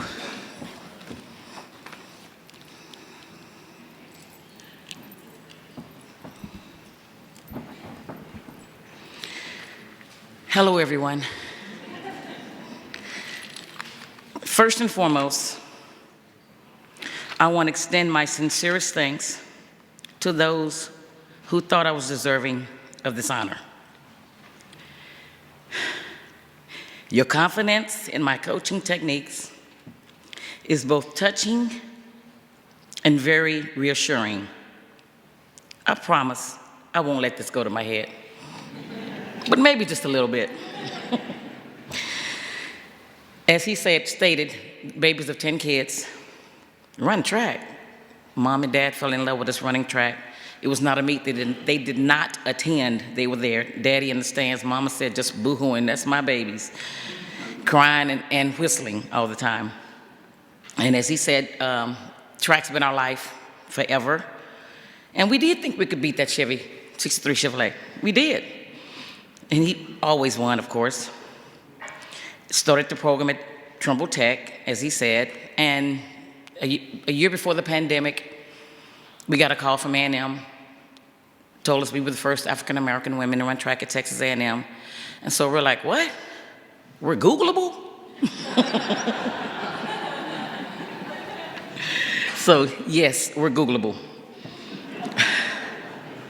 In my 30-plus years of coaching, track and field has been more than a series of events.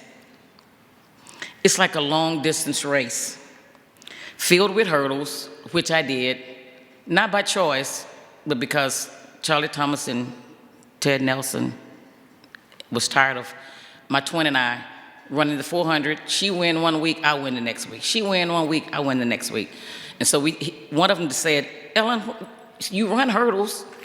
Why don't you try the 400-meter hurdles? Okay, coach. Do what your coach says. You're on scholarship.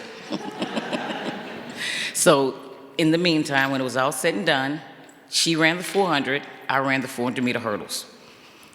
Then we both ran on the relays. So thank you, Ted Nelson. The records that we have today in high school level, they still stand because back in the day, they were yards. They're doing meters now, so our records still stand.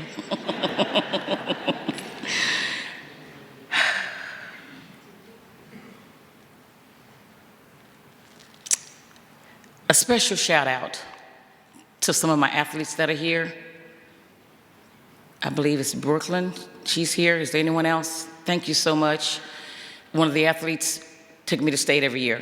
I didn't take her. She took me to state every year. She was in high school. Thank you.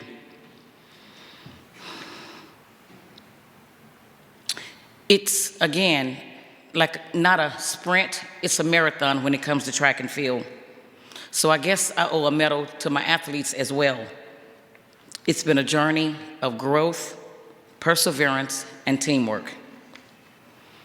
And of course, and none of this would have been possible without the amazing support of my family, some coaches that are here, mentors, and friends. Could you stand, any of you that fit that requirement?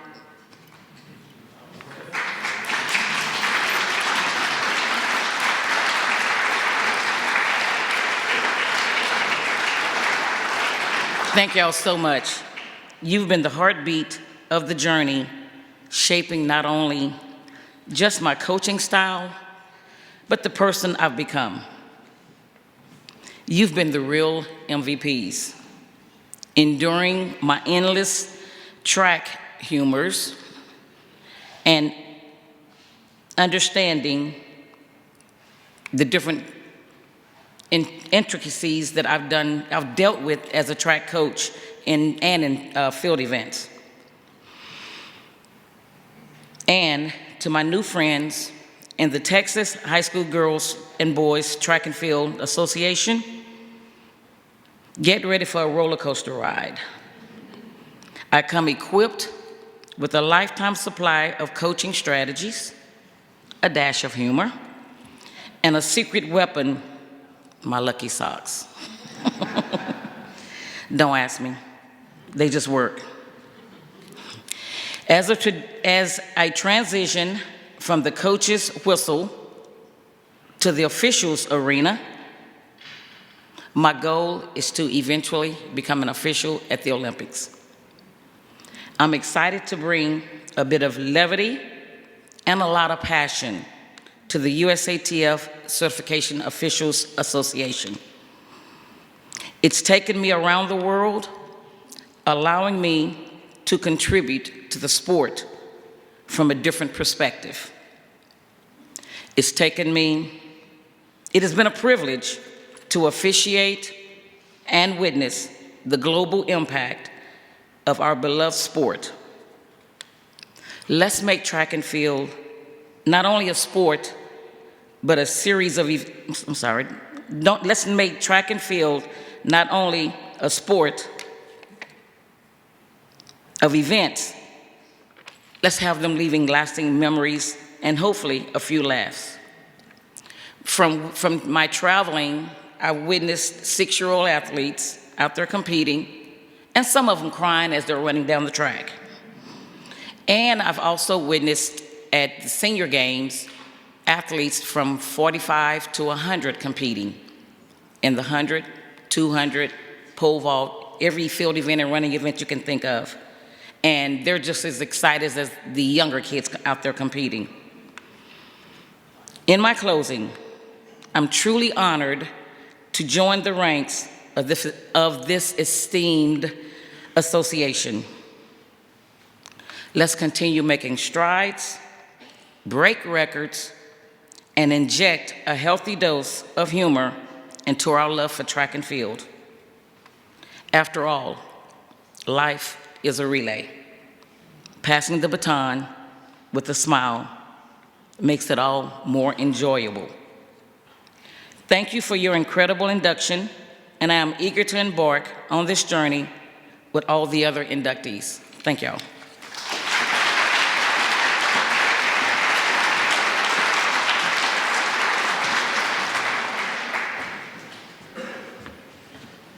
Thank you, Ellen. Raevyn Rogers is so well known on the international level, I think most of us forget that she started right here in Texas, competing for the Kincaid School in Houston. She won the Southwest Prep Conference 400 and 800 titles in 3 straight years and supplemented those victories with 3 wins in the 4x8 relay, always an event I wish we would have added the UIL, the 4x8, and a gold in the 4x4 relay her senior year. To this day, Raevyn holds the school record at the Kincaid School for the 200, 400, 800, and 1600. She would continue her winning ways only on a greater stage as she moved to Eugene to compete for the University of Oregon. She made an immediate impression for the Ducks as she won the NCAA outdoor titles in the 800 in her first 3 years at Oregon, as well as winning the NCAA indoor titles in 2 of those years. In 2017, she won the Bowerman Award as the top female track and field athlete in NCAA Division I. As a freshman, Raevyn had also won the USATF under 20, 200, 800, before winning the Pan Am Games under 20, 800 as well. She began to build her international portfolio. Turning pro after her junior year at Oregon, Raevyn continued to see tremendous success on the national and international level, finishing second in both indoors and outdoors at the USATF 800 in 2018, third in the USATF outdoor, and second in the World Championships in Doha, Qatar in 2019, and topping that off in 2021, placing second in the U.S. Olympic Trials 800 and then winning the bronze medal in the 800 at the 2020 Tokyo Olympics. Since the Olympics, she has continued her strong performance as she placed second at the USA Championships last July and followed that performance by finishing 4th in the World Championship last August in Budapest. We are all eager to see what 2024 has in store for Raevyn. Please welcome Raevyn Rogers as she is inducted into the Hall of Fame.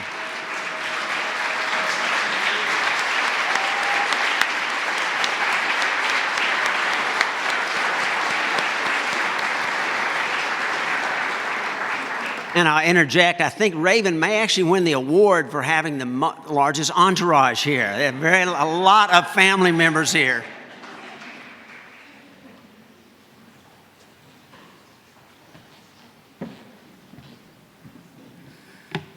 Good evening.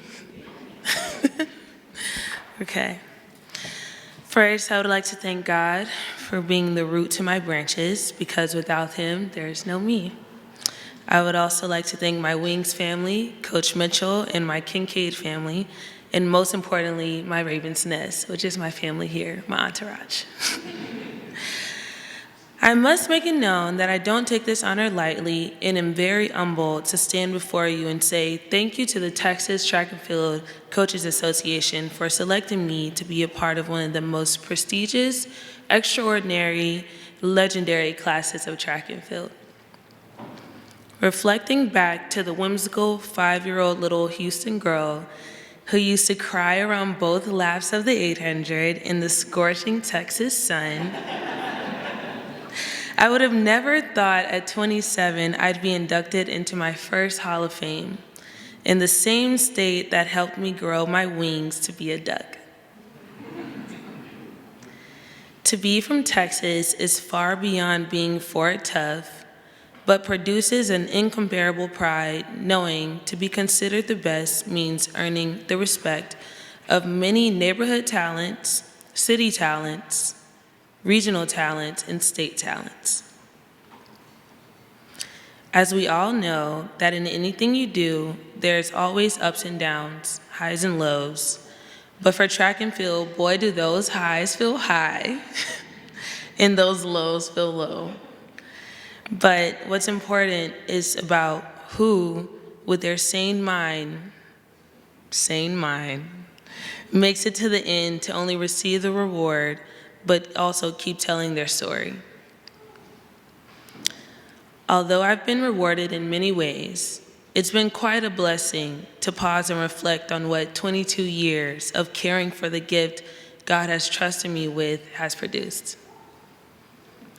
With that being said, no, this is not a farewell speech, because there are goals that I have yet to achieve and dreams that have yet to come true.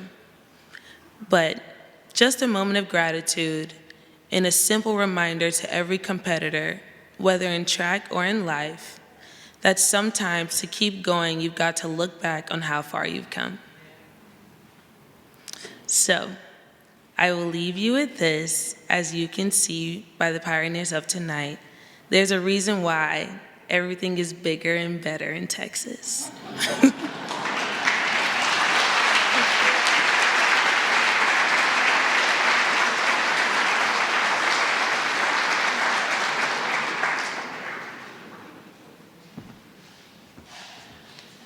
Our story of the final inductee, Darold Williamson, is a wonderful story of an overcomer who has made a difference in so many lives over the years. He and his brother spent several years in foster care in their early lives until their grandmother was able to give them a more stable life.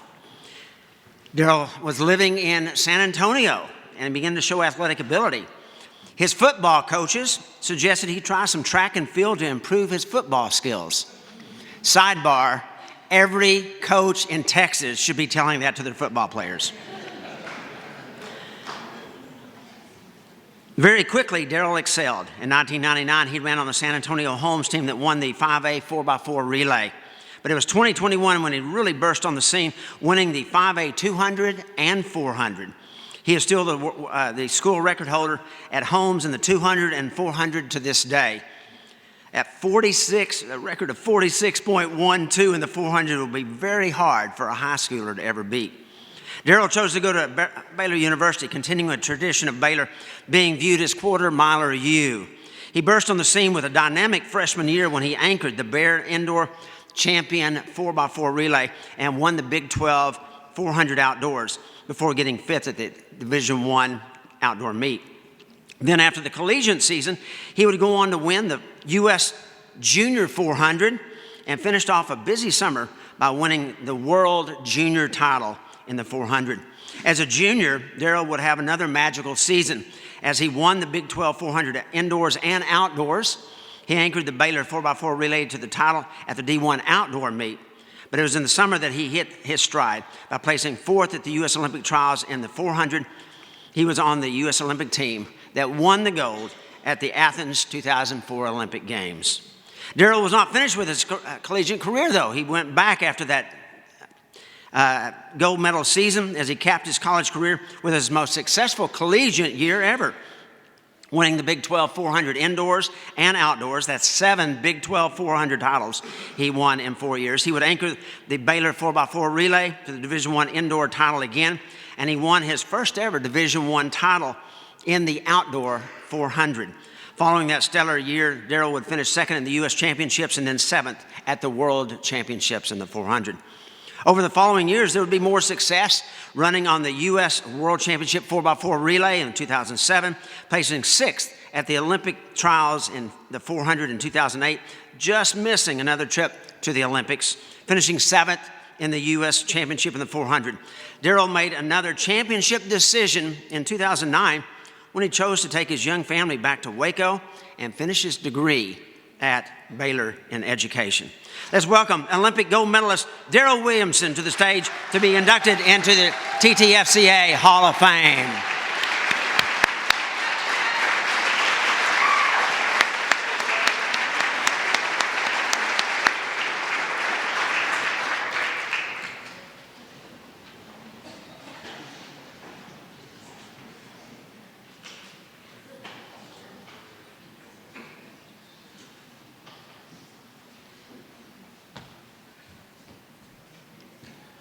Well, I know I'm last, and y'all been here all night, so I won't keep y'all too long. I'm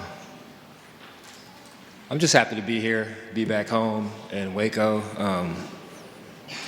It's been a while since I've been here, but it just feels good to be in the presence of my alma mater, at least, Baylor University.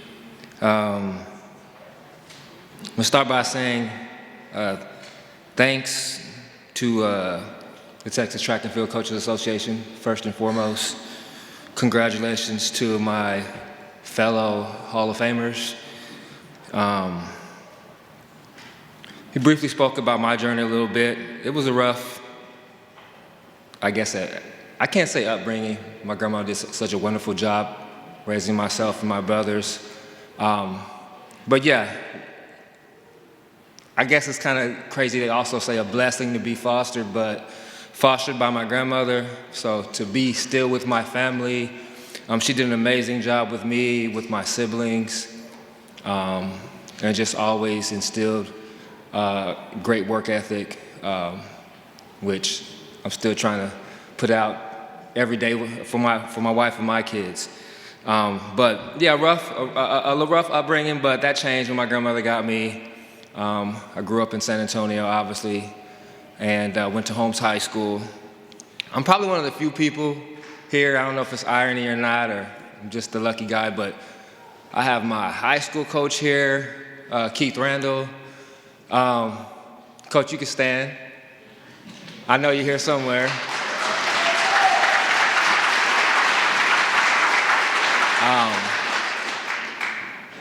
I have my college coach here, 2 college coaches here. Coach Ford in the back and Coach Hart, and that's amazing to see them both here tonight as well.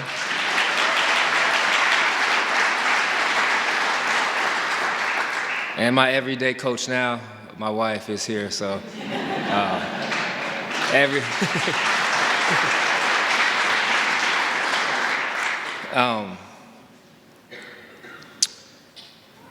getting back on high school, though,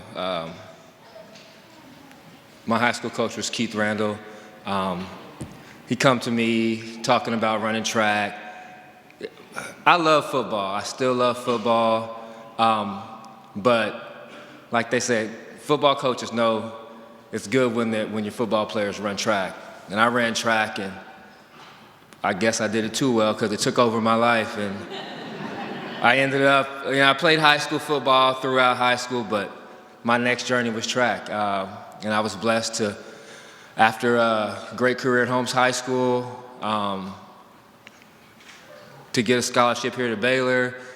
I remember yesterday having Coach Hart come in and visit, getting the letters from Coach Ford. I was telling my wife this the other day. I was getting a lot of the recruitment letters. I had talked to Coach Hart, but Coach Ford used to be so communicative with me. I think I was his first recruit here at Baylor, and that's probably why he was doing such a fine job communicating with me. And then I got there, and Coach Hart was there. And I was like, well, this is the legend, but this is definitely not Coach Ford. They look a little different. But had a great visit with Coach Hart, and decided to come to Baylor, and got here to Baylor, and so much success. I was pretty spoiled, I think, with sports. We had a really good career in high school, state championships, a lot of wins, came to Baylor, and they were good. I tell people this story all the time. One of the reasons I chose Baylor, I was at home, and I was watching the Big 12 championship, and they were just really, really good. They had Brandon Couts and Bayana Kamani and Zolt Seglet, and I don't remember who else who was on that team, but I didn't know enough about track and field to know that all of them would be gone when I got here. So I was like, I want to go there, I want to run with those kids, and I got here, and they were all seniors when I was a senior in high school, so they weren't here when I got here. But of course, in Baylor tradition, Coach got on the recruiting trail, recruited a great team. We had a lot of success here at Baylor, and my time here at Baylor was so priceless.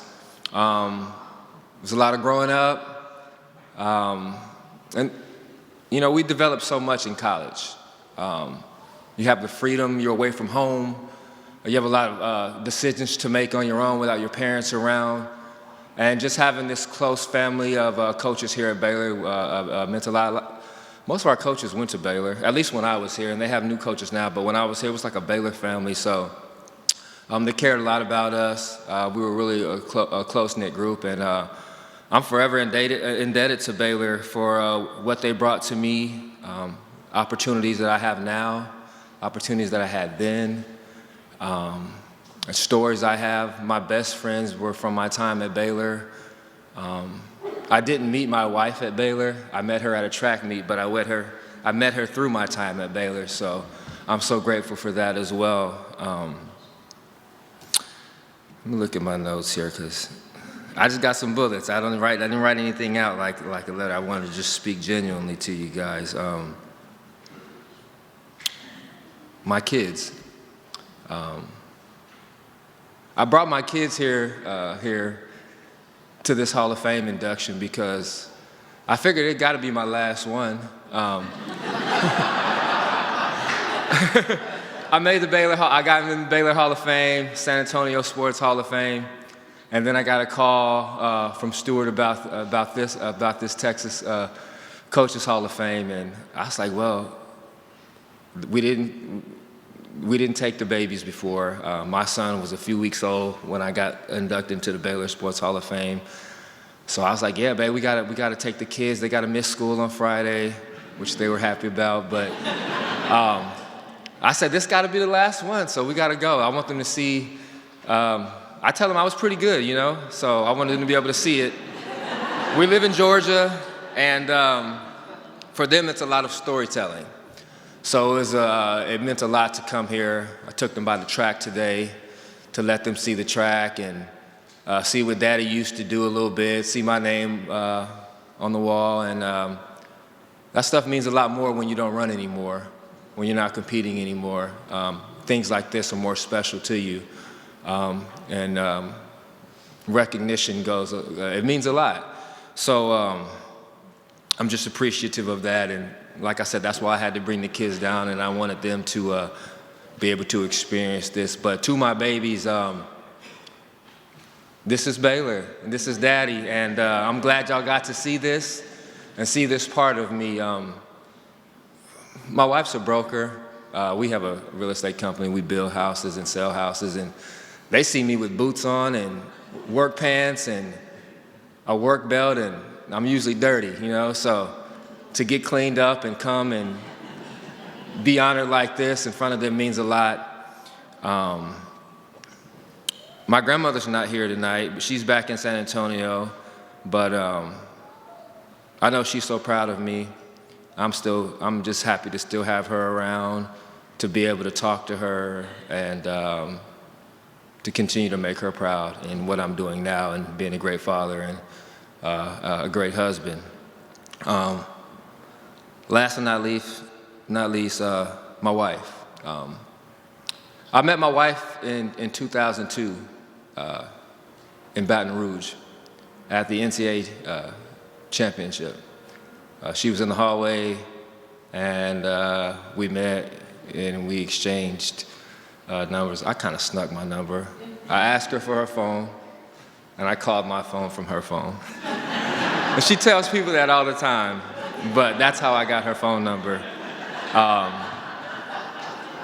It's the same number today. She still has the same phone number. But we met in 2002, and we were friends for a lot of years. And love is a strong thing. We're still in love now. At least I am, and I bet she is too. And we have 4 beautiful kids. We have a really good life. I'm so grateful for her and the supporter that she is today, for myself, for my family. But she was an athlete. She was a track and field runner. And so it's in times like this where it's really special, because we have a lot of track and field stories that me and her talk about. She was an All-American at Texas State, and she was one hell of an athlete. So even though we spend times like this to celebrate myself, I have to remind the kids that Mommy was something special as well. But to her, I say thank you. To my kids, thank you. To the Hall of Fame, thank you. To Baylor, thank you. To Texas coaches, thank you. Thank you. Texas is home, and it's a special place. I tell people all the time, I live in Georgia now, and Georgia's a great place for athletes as well, but there's no place like Texas. I tell people that all the time. But thank you for having me tonight. Congratulations to everybody else, and I appreciate it. Thank you.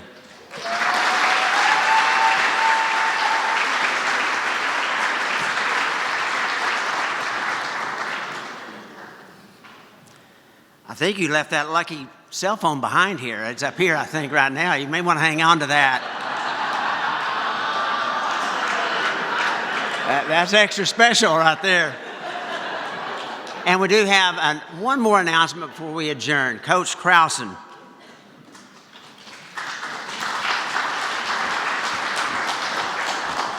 Mealtrain.com. Put that in your phones right now. I saw several of you up here praying over Corey, and they have a mealtrain.com. And I think if any of us have it in our hearts, let's donate to Corey's journey to Mexico. Their goal is to raise $100,000. They have $35,000 right now. Reach in your pockets, people, and let's help Corey and Chris. Thank you. Thanks, Coach. That will conclude our session with 8 stellar new inductees in the Texas Track and Field Coaches Association Hall of Fame. Also, a reminder, there will be a reception immediately following over in the room right across the way here. If I can have all 8 of the inductees please come up, there'll be some photos taken. If you can do that right now before everyone starts breaking up there and starts grabbing you to talk with them. If all of our 8 inductees can please come up here. There'll be some pictures taken, and then all of our inductees will move to the... Okay, where's the rest of our inductees? Right here. I always used to say that when you're trying to get them up for the awards, that the sprinters are the slowest ones to come to the award stand. I don't know. The shot putters will be up there in a flash because nobody ever sees them. So we want to again welcome all the 2024 inductees. Safe travels, and make sure to join us again next year at the induction ceremony. You're dismissed. Hey, Rojo.